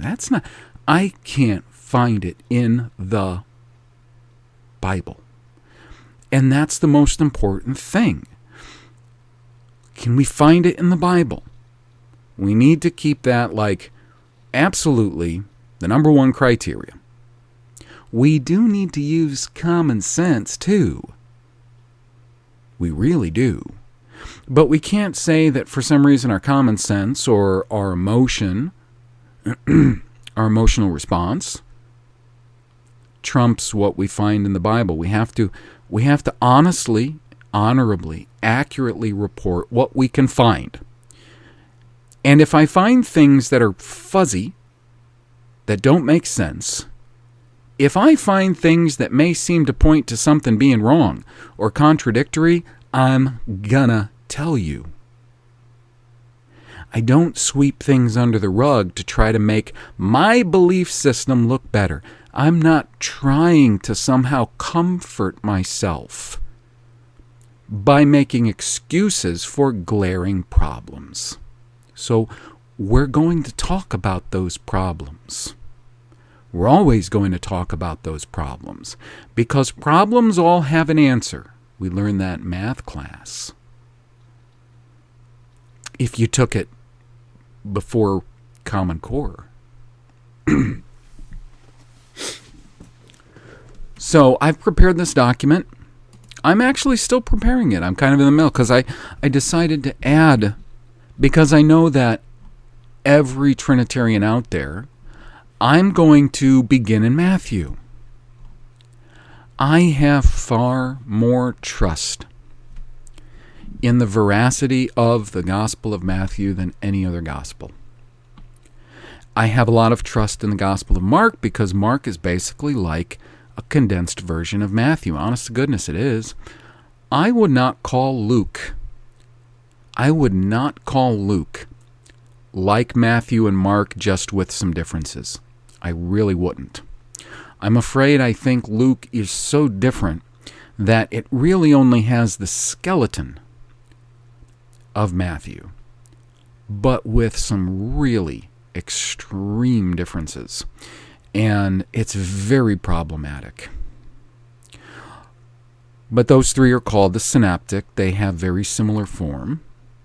And then you have John. And John is extremely different than those others. And one thing, it's really unfortunate you don't hear much about this. There, amongst Bible critics, both purported Christians and non-Christians, there are serious concerns raised about John. First off, the assumption that this book was written by the disciple John. It's just assumed. It doesn't say that. It doesn't. The letters from John say John. They're from John. He makes it clear it's John talking, writing. This one doesn't. It's the same with Revelation. There is a man called John. He does not identify himself as the Apostle John. John's not an uncommon name. Yonatan, my name, Jonathan, Yonatan. That's pretty common. Its form is pretty common. There are variants. And Yohanan, which over the years became Johann and then John, it's pretty common. Pretty common. So these are assumptions. And I'm sorry to tell you, but there are some pretty interesting, to say the least, contradictions in John from Matthew. So I'm going to be 100% honest with you and tell you that at this point in time, I trust the account of Matthew far more than the other Gospels. And Mark. You can put those two together, Matthew and Mark. Those two witnesses right there, yeah. So, I started out this document by just going through and taking the red letters and seeing which ones of them were pertinent to this subject, copy pasting and providing some commentary. I'm just going to go through what I have. So, of course, some of it's going to be just me reading it. But the document title is Yeshua, Jesus, Yahweh Elohim, or the Lord God, as it's usually translated, or Yahweh. All verses quoted from the World English Bible, unless otherwise noted. It's very easy to read, World English Bible. All right. Now, concerning Matthew. Jesus calls himself Son of Man throughout at least Matthew. In Hellen, or Greek, it is Huios to anthropo. In OBRY, it's Beni Adam, or the Son of Adam. It's true that Peter confesses him the Son of the living God. I don't deny that obvious fact, but I do wish to point out that Yeshua himself emphasized to a far greater degree his lineage and substance from Adam. The question then, can the Son of God be a man? The answer is, of course, just as Adam, our first father, was in Luke 3:38, and we were prophesied to be in Hosea 1:10, quote, you will be the sons of the living God, closed quote, just as Peter confessed Yeshua to be. Matthew 12:50, quote, for whoever does the will of my Father who is in heaven, he is my brother and sister and mother, closed quote. Yahweh, though the Trinitarian claim is that this name represents the triune God in the early scriptures, never refers to men or women as his brothers, sisters, mothers, etc., but children only. Now keep in mind, even though what I told you about Luke or about John or anything else in the New Testament, I am bringing a case to somebody who fully accepts all 66 books of the canon as, well, those are what's inspired, because some guys a long time ago who must have known a lot more than us and who must have been a lot more spiritual than us, they decided on that 66-book canon. I just don't agree. I will test everything in there to see how well it lines up and what my basis is, the law and the prophets. That's my basis. Yes. Like with anything else, logically, you start at the beginning, you get your foundation, you test everything from there.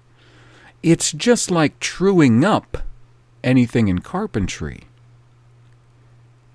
You want your foundation to be as level, square, true, plumb as possible. And you're going to be truing everything off that. That's why you want. I can't understand people who frame oftentimes so sloppily. These guys must have not ever done fine, high-end trim work. The reason being is because everything progressively gets worse. Anyways, enough of that, the carpentry references. That's what I test things from. It's the law and the prophets. For one thing, there are so many witnesses between the law and the prophets that witness to its veracity and its coming from Yahweh. And you'll even find that in the writings too. The writings being, we'll just call 1st, 2nd Samuel kind of a blend of the writings and the prophets, really.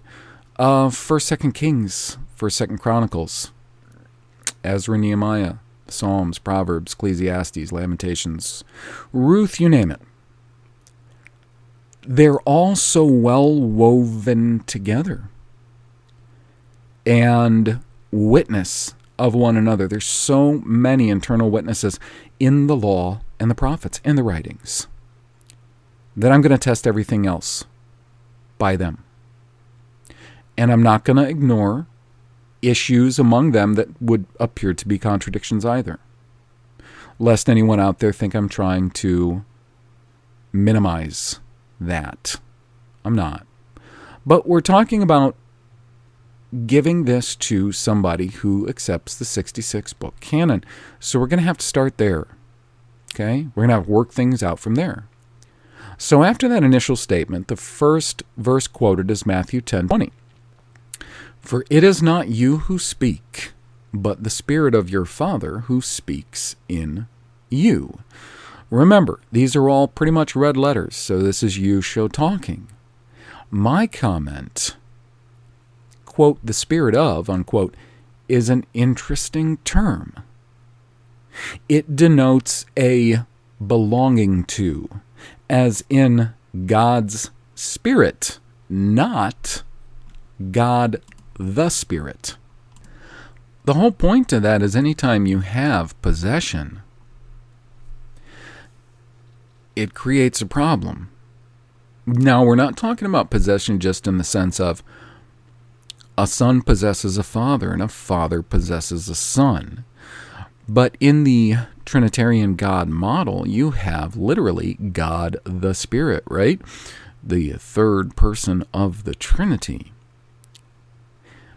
That's difficult if you have God the Spirit and we see that God has a spirit or the Spirit of God, because it raises all kinds of just simple logical questions.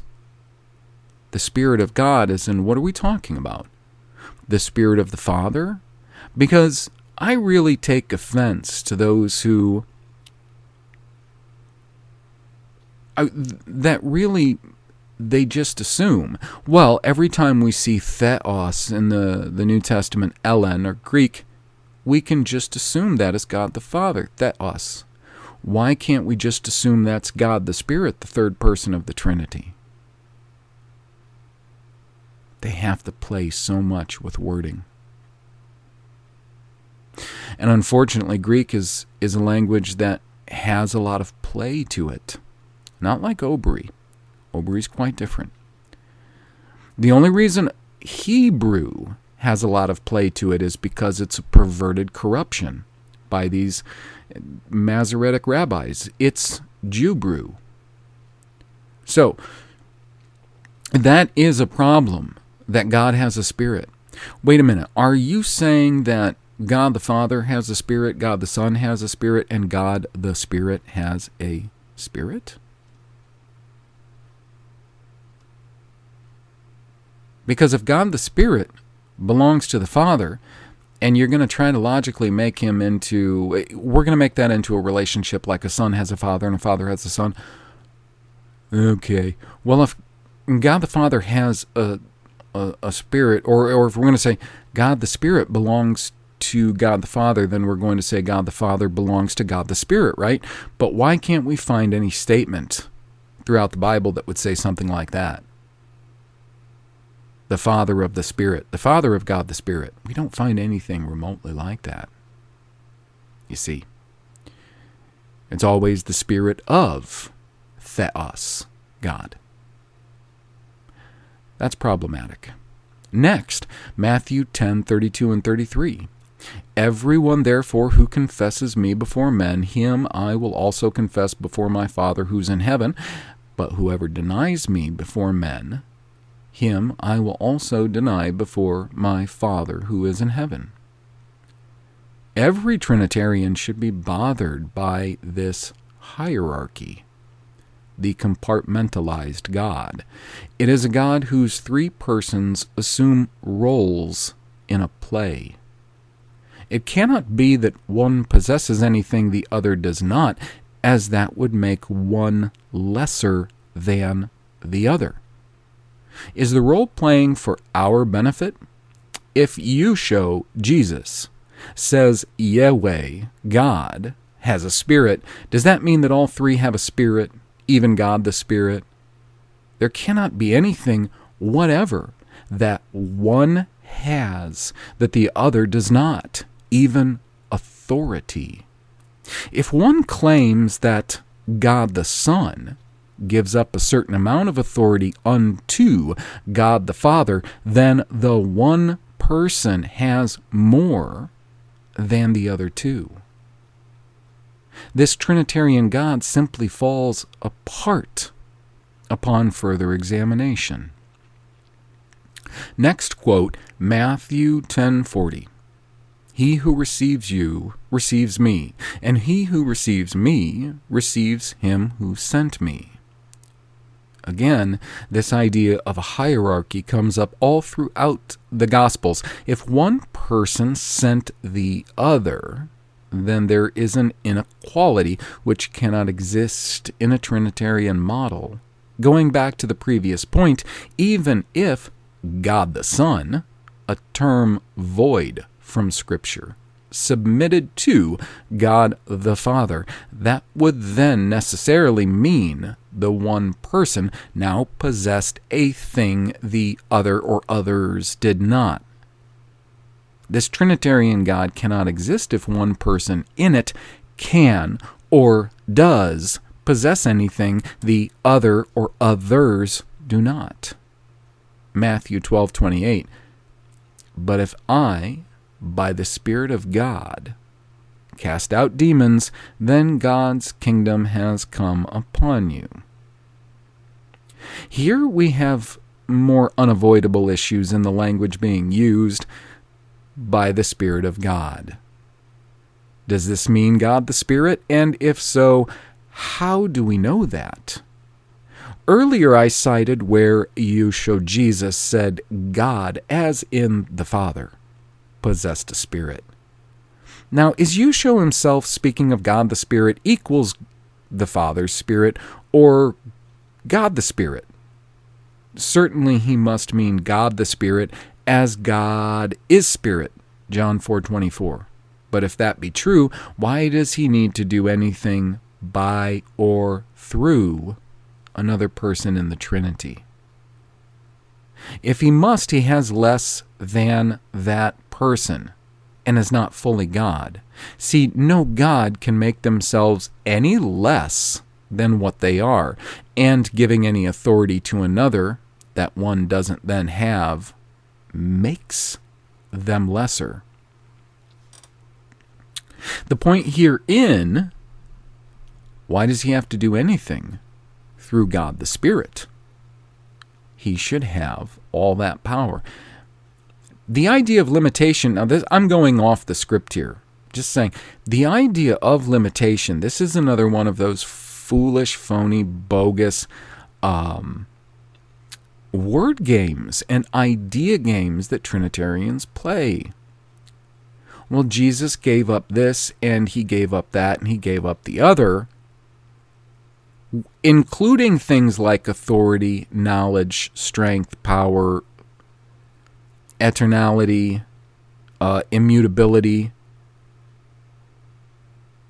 Think about it for a second. A God can't give up their attributes. You see, we see Yahweh actually walking around as a man, or at least one of his malach, his messengers, which is often translated as angel. They translate it however they need to best suit their theories at the time in the Old Testament. We see him as a malach. in Genesis when he comes to speak to Abraham, and he has two men with him. The Trinitarian would tell you that's another sign of the Trinity. He had two other Malak with him. It was three men. But he was in the form of that Malak.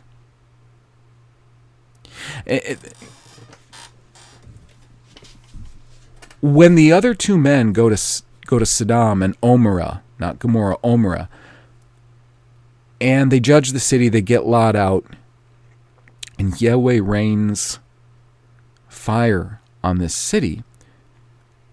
The Trinitarians use this passage. They say, see right there, this passage shows you there's two Yahwehs, because it says Yahweh rained fire from Yahweh in heaven. And that simply doesn't prove any such thing.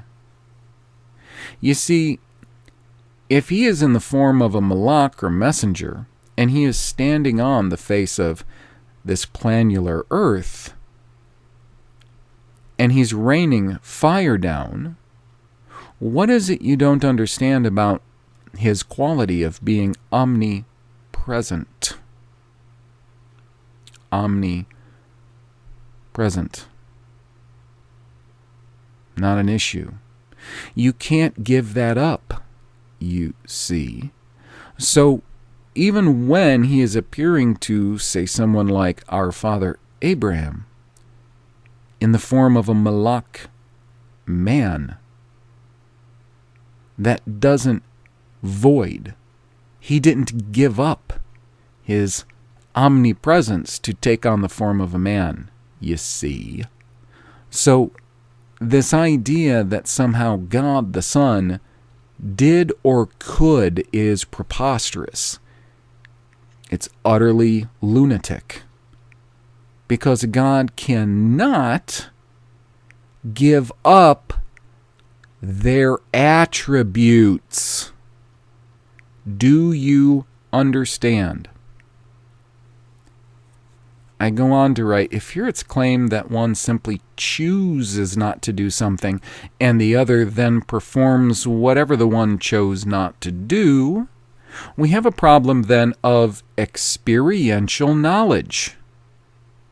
One person of the Trinity can't have experiential knowledge that the others do not. If so, that makes the one greater than the others. If it's claimed that all share the experiential knowledge of what the other is doing in a seamless way so that they all have the exact same experiential knowledge, then there's really no difference between these three persons whatsoever, and they cease being three distinct persons. So do you get that idea? Yeshua could not be God the Son and have experiences that the other two aren't having. Then they would not be co-equal.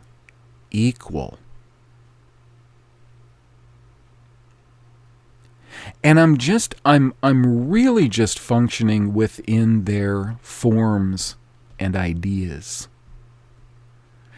You can't have three persons that exist as the same what and have them having different experiences. This makes them unequal.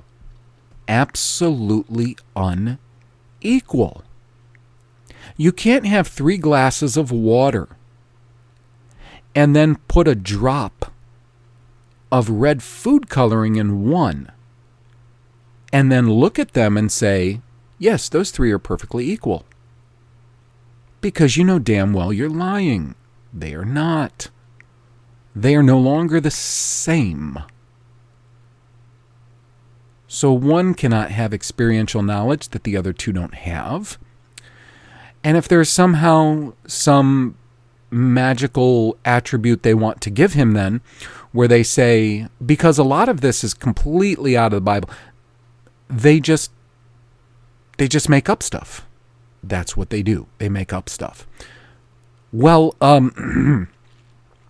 they would all experience the same things.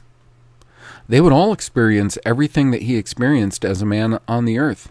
If that's the case, then they're not three persons. They're one person because they're all having the exact same experience. You see, the only way you could separate a singular individual into more than one is through pure fantasy, quantum physics type of BS. Because if the same being, the same person, is doing the same thing, thinking the same thoughts, of the same mass, character, makeup, and attributes, but you say there's 5 of them, there only exists 5 of them in some sick fantasy of yours, not in reality. So now, Matthew 12:31 and 32. Therefore I tell you, every sin and blasphemy will be forgiven men, but the blasphemy against the Spirit will not be forgiven men. Whoever speaks a word against the Son of Man, it will be forgiven him. But whoever speaks against the Holy Spirit, it will not be forgiven him, neither in this age, nor in that which is to come. Now herein, no controversy exists if Yeshua is a man filled with the Spirit of Yahweh God. However, if there is a Trinity, we have, again, a breakdown of simple logic and truth. First, he doesn't mention blasphemy against God the Father, person of the Trinity. Are we to assume he's referring to God the Spirit and not the Spirit of God? If the Holy Spirit is the Spirit possessed by all 3 persons of the Trinity, one could not blaspheme God the Son without blaspheming his Spirit. We'll have to assume this would be God the Spirit from a Trinitarian perspective. If one possesses a quality such as no one may blaspheme him, but they may blaspheme one of the other 2 persons, then we do not have equality between the 3. This necessarily imbues one with a certain quality or criteria of relationship that the others do not possess, thus making the one different or greater, and either possibility causes the Trinity to break down. Okay, so now Matthew 13:57. They were offended by him, but Jesus said to them, quote, a prophet is not without honor except in his own country and in his own house, close quote. It's worthy of note that Yeshua calls himself a prophet, or Nabah, the Son of God, in quotes, or King of Judah, or Son of Adam. He never once does he come right out and say what Yahweh Aliyim, or Lord God, says hundreds of times throughout the early scriptures, which is, I am God. See, or more appropriately, Yahweh, not to confuse Aliyim, as this was the issue, Yeshua addressed from Psalm 82:6 as Al, or Ale, and Aliyim. It's used as a general positive, powerful term. It's applied to Yahweh, or false gods, and men of authority. Outside of spurious claims by religious authorities, Yeshua does not identify himself as Yahweh or equal with Yahweh at any time. Matthew 15:4, for God commanded, honor your father and your mother, and he who speaks evil of his father or mother, let him be put to death. See, this is a running theme. In quotes, God commands, or God said this, or God wills that. Not, quote, I commanded, I said, I will, from the mouth of Yeshua Jesus. You see, big difference. There's a constant distinction made by Yeshua between he and the Father, Theos. Now, the only time we find confusion, and this is off the notes, the only time we're going to find serious confusion there, besides the works claimed to be by this guy, this Saul of Tarshish, outside of that, where we're going to find confusion, it's found in the Gospel of John. When Yeshua says, keep my commandments, what is he saying? You see, Yeshua himself, let's be clear, he gave his disciples commandments. Specifically,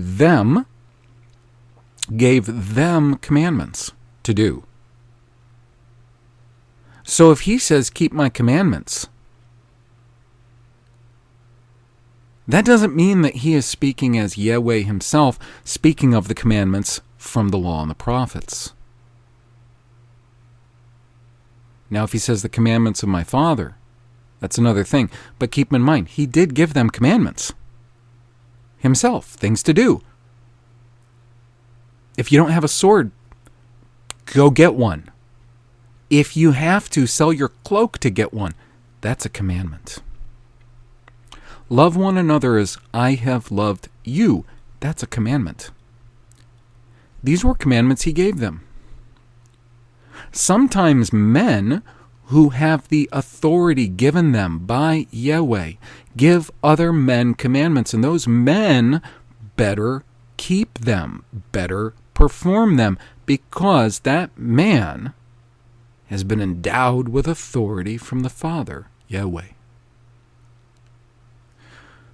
Now, Matthew 15:8 and 9. These people draw near to me with their mouth and honor me with their lips, but their heart is far from me. And in vain do they worship me, teaching as doctrine rules made by men. Now, I can't even believe how many times I've heard Trinitarians take that out of context. I mean, right in the text itself. The text itself provides context.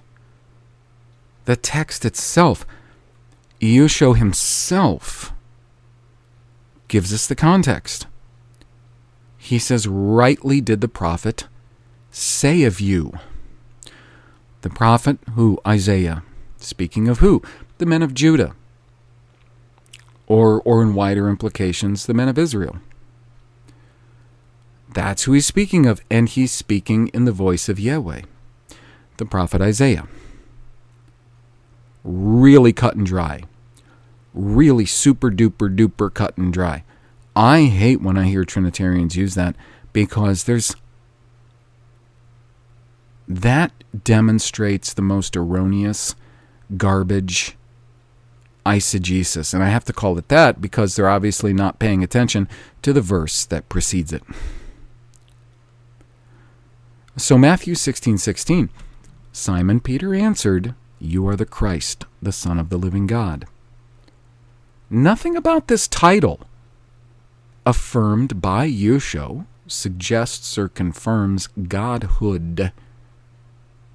Christos being the Greek equivalent of Mashiach in OBRY. In the early scriptures, priests, prophets, servants of Yahweh, the King, Israel themselves are referred to as Mashiach, anointed.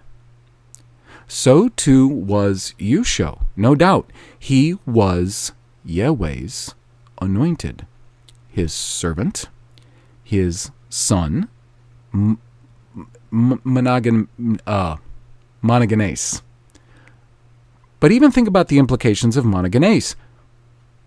His only one of a woman. That's really important. You have to have that monogenes, not just mono, genes, from a woman. His only from a woman. So his prophet, his king?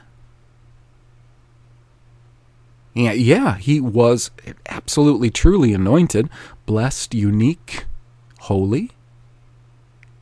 But that does not, by definition, demand that he was Aliyim or God. Yahweh, the only true Aliyim God.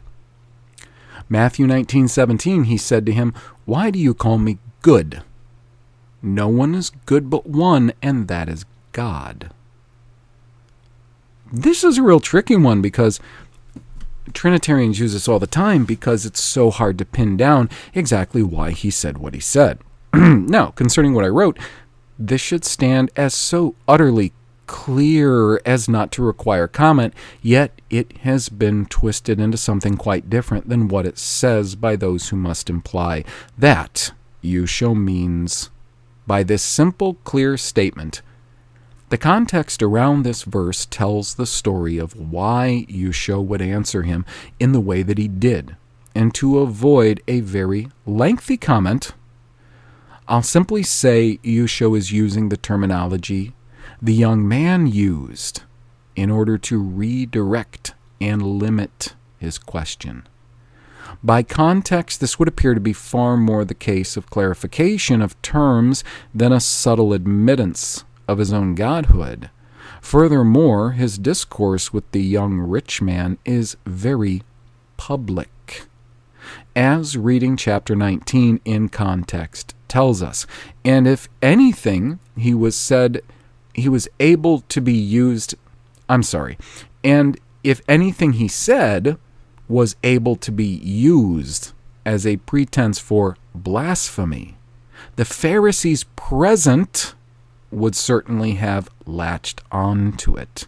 There would have been an incident with them at the slightest hint that he was even subtly calling himself or comparing himself to Yahweh, God. There were Pharisees there. They would have heard what he said. This was public. And these men twisted his words all the time. They tried to catch him up in blasphemy charges all the time. If they thought by what language he was using that he was inferring he was God because that guy called him good teacher, they would jump all over it. If they thought they had a case, they would jump all over it, and they don't. They don't say a word. So Matthew 23:37, Jerusalem, Jerusalem, who kills the prophets and stones those who are sent to her. How often I would have gathered your children together, even as a hen gathers her chicks under her wings, and you would not. Trinitarians have often erroneously compared this to verses from the early scriptures, such as Psalm 91:4, wherein translations read, quote, "He shall cover thee with his feathers, and under his wings shalt thou trust," and close quote. This OBRY word, knup, Strong's H3671, is variously translated wing 74 times, skirt 14 times, border 2 times, corners 2 times, ends 2 times, feathered 2 times, sort 2 times, winged 2 times, and miscellaneously 8 times. And it is used in contexts of men, women, objects, and Yahweh God. Here, Yusho simply uses a metaphor as he'd been ministering to Jerusalem for the last 3 years to no avail. His language in no way even infers he is equal to Yahweh God. Now Matthew 26:38 through 44. Then he said to them, "My soul is exceedingly sorrowful, even to death. Stay here and watch with me." He went forward a little, fell on his face, and prayed, saying, "My Father, if it is possible, let this cup pass away from me. Nevertheless, not what I desire, but what you desire." He came to the disciples and found them sleeping, and said to Peter, "What? Couldn't you watch with me for 1 hour? Watch and pray that you don't enter into temptation. The spirit is indeed willing, but the flesh is weak." Again, a second time he went away and he prayed, saying, "My Father, if this cup can't pass away from me unless I drink it, your desire be done." He came again and found them sleeping, for their eyes were heavy. He left them again, went away, and prayed a third time, saying the same words. The fact that we witness a dividing of wills here should and does speak volumes against the idea of a Trinity.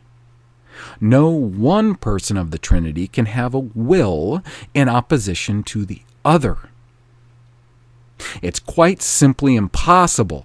There's absolutely no reconciliation of this fact with the doctrine of the Trinity. 1 Corinthians 1:13, quote, "Is Christ divided?" Closed quote.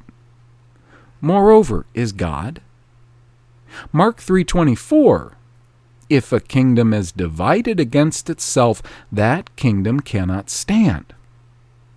There cannot exist, even for a fraction of a moment, division or disagreement between persons in a Trinitarian Godhead, and yet have that Godhead left intact, except in a man's fallible mind.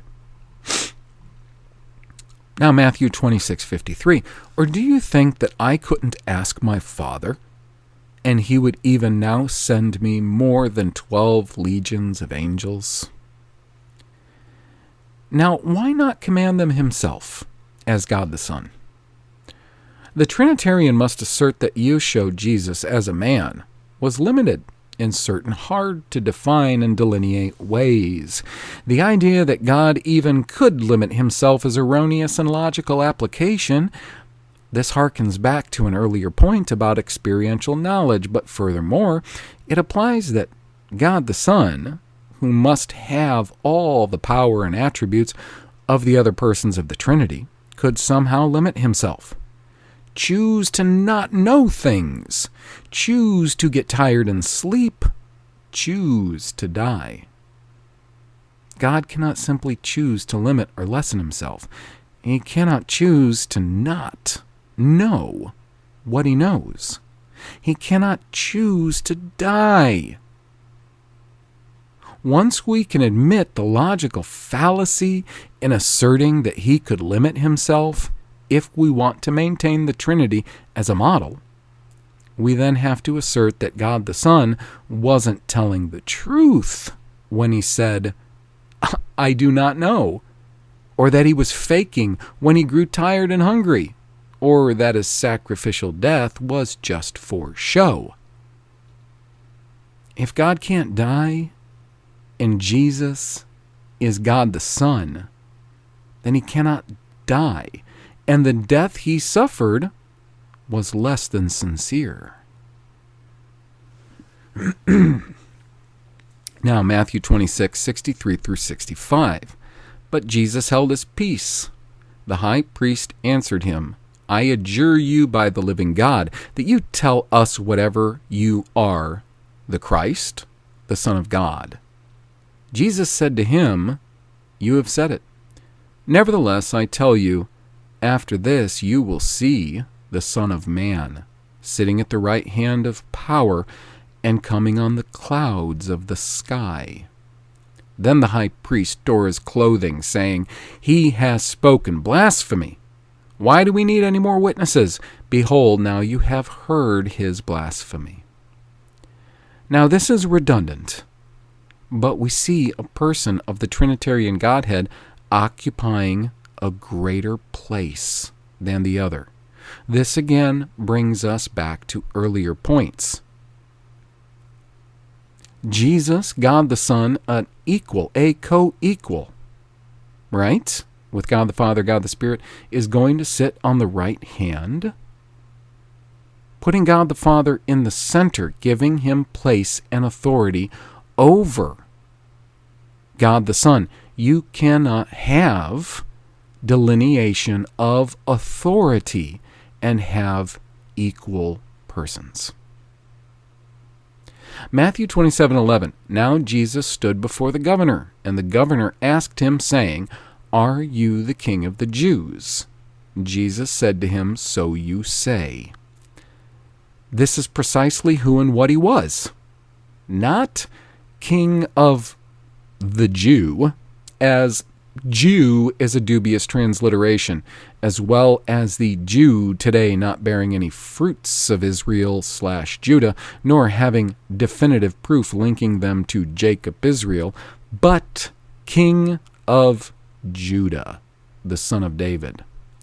The descendant promised to David, whose throne would have no end. He was also sinless, and besides being the heir to the throne of Israel/Judah, he did not deserve death. But this man did not demand his throne and dominion of Yahweh, the only true God. Yet instead he suffered the greatest pains and sacrifice a man could by giving up his life and throne for the assurance of Yahweh, that Israel/Judah would be redeemed and he would live forever and reign as its king. The Trinitarian God-man did not have to make the painful decisions and go through the sufferings that Yeshua, the man, did. A Trinity God-man does not die. He just sheds his skin while his life force lives on. A man dies. For real. Whose sacrifice is truly meaningful? The God-man, who would simply be role-playing, or the real man, who has to give up all he has a right to and suffer all things he should not, and all in faith?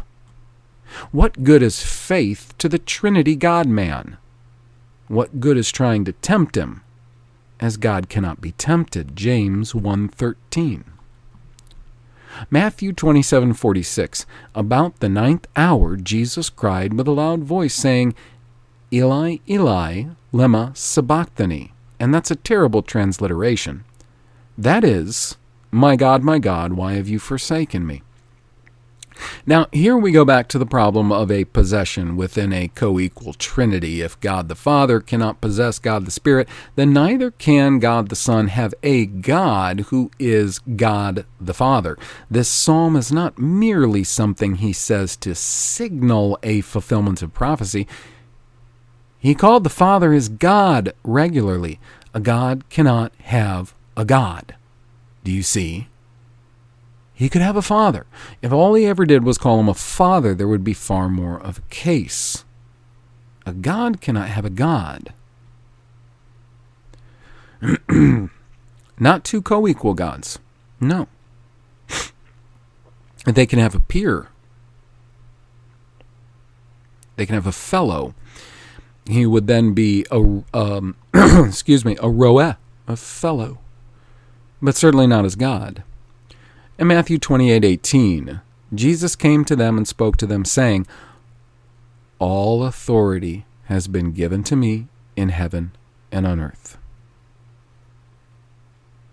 But yet, if he were God the Son, he should have always had all authority. Why does he need it given to him?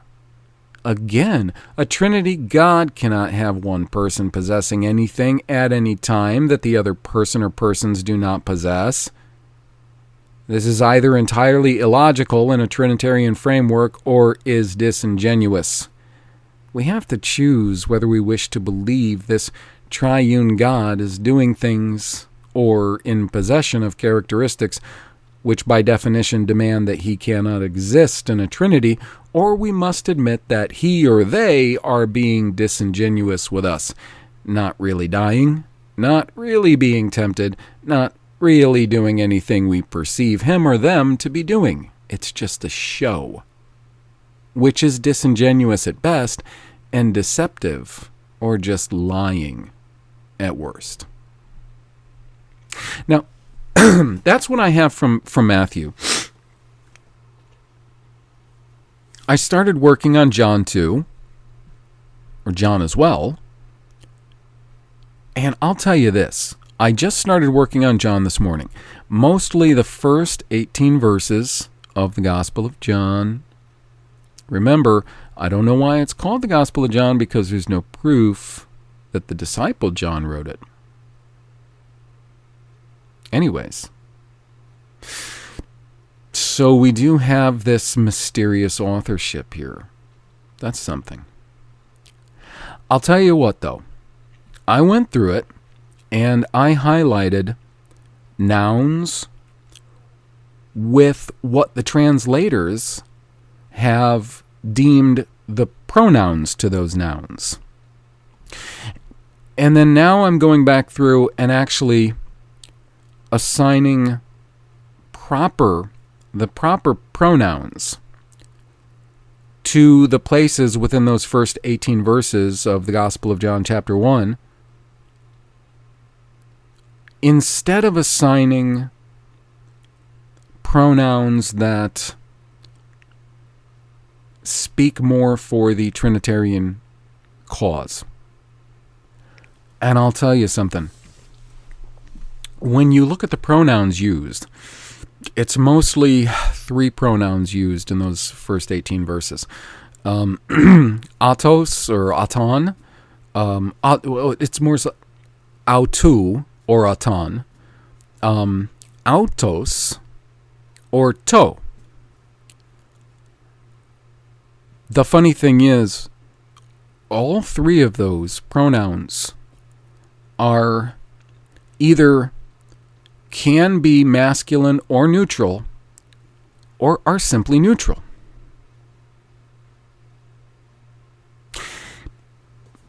And I haven't got far enough to start assigning possible nouns, subjects to the pronouns, because whenever you have a pronoun, you have to assign its subject, its subject noun.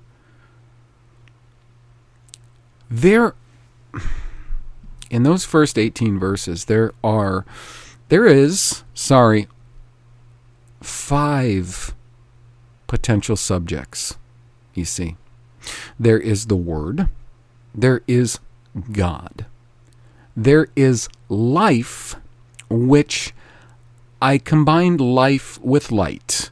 And the reason being is in John 1:4, it says in this, not him, it's one of those pronouns that can be masculine or neutral. And in many, many, many other areas of the New Testament, you're going to see it translated in its neutral form, like this or it. Okay? So John 1:4, in this or it was life, and the life was the light of men. So life and light, or light of men, I have put together as one subject, because there's that equivalent language there. And then John, as in John the Baptizer, is one, and then Jesus Christ is one.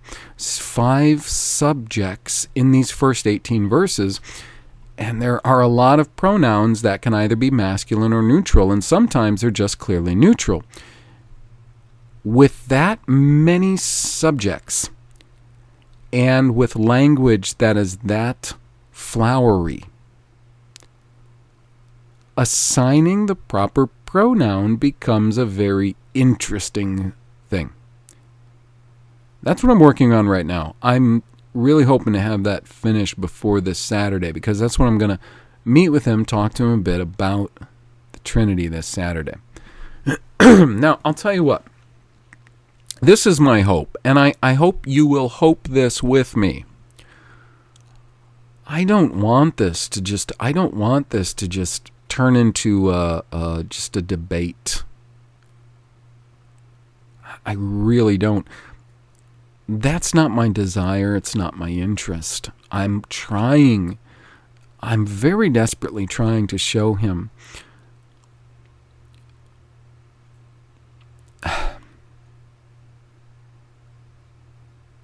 I'm trying to show my people that we are idolaters. We are idolaters. We have lost our way. We have gotten off the path. We've gotten off the course that was set for us, that our forefathers agreed to walk, or else there'd be consequences. That's why there's consequences for us. That's why these hardships are increasing on us, and they've been with us for a very long time, because we've been going astray for a very, very long time. And we have to get back on that path. I want so desperately that for him to see what we are as a people, that we are quite pagan, quite disobedient.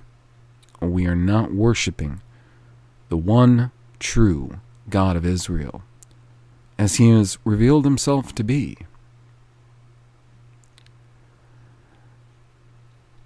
And the thing is, if Yeshua Jesus didn't reveal himself to be God, then by making him God, we are again idolaters and blasphemers. I think it's actually just blasphemous to turn what was a sacrifice of great pain and suffering by a man. No matter how much faith you have as a man, if you still go to the execution stake, you still have to die, having faith that your God will raise you up, as he said. That's true, but you still have to die. You still have to go through that. You still have to exercise that faith. A God needs no faith. See, when Yahweh would swear something, he would swear by himself. He didn't have to have faith that it would be fulfilled. Of course it would be. A man has to have faith. A man who gives his life, when first off, he wasn't guilty of anything. And secondly, he was the rightful heir of the monarchy of Israel, Judah, who are the rightful heir of the world. This is the man who is king of the world and sinless. Shouldn't ever have had to suffer and die, and did. Horribly, by the way. We blaspheme him, and we blaspheme Yahweh, God the Father, by taking this man who is the Son of God, the monogenes, the only begotten through a woman. That makes him unique and special. We blaspheme God the Father, Yahweh. We blaspheme his Son, Yeshua, our King and Redeemer, by stating that he was anything but what he stated himself to be. Yes, the Son of God. Yes, Bani Adam, the son of Adam, not God. Not God.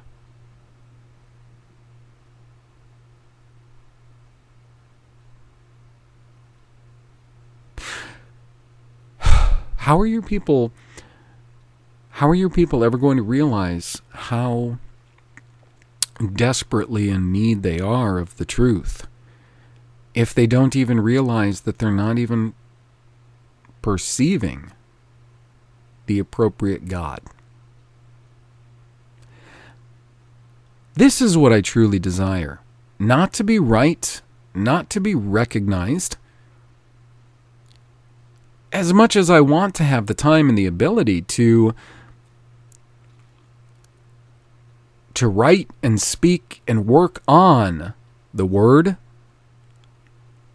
the language itself, all the specifics, all of the things that have been hid from us geographically, scientifically, flora, fauna, idealistically. But I want my people to know who they are, to know who their God is in the right way, to know what we're doing wrong so we can stop. We can start doing it right. And these terrible things that have befallen us, He will stop. That's what I want. This is what the prophets wanted. This is what Jesus, Yeshua himself, wanted. This is what I want. So with that, I'm going to stop this. And it looks like the first episode of the OBRY Hour is just about 3 hours. That's okay. And I just want to promise you that I will be back at this as soon as possible. I'm hoping by keeping it more general like this, then I won't be so intimidated in the future by how much preparation oftentimes had to be done by the different sort of shows that I was doing in different various categories. I had to do so much prep. But this way, if I can just talk about anything that I've been working on or whatever, doesn't really matter, then hopefully I can produce more often and communicate with you. I appreciate communicating with all of you who listen. I appreciate when you communicate back with me. That's a wonderful thing. We all want to communicate. We all want to know that our ideas are being thought by others or appreciated by others. And I don't just mean me, I mean you as well.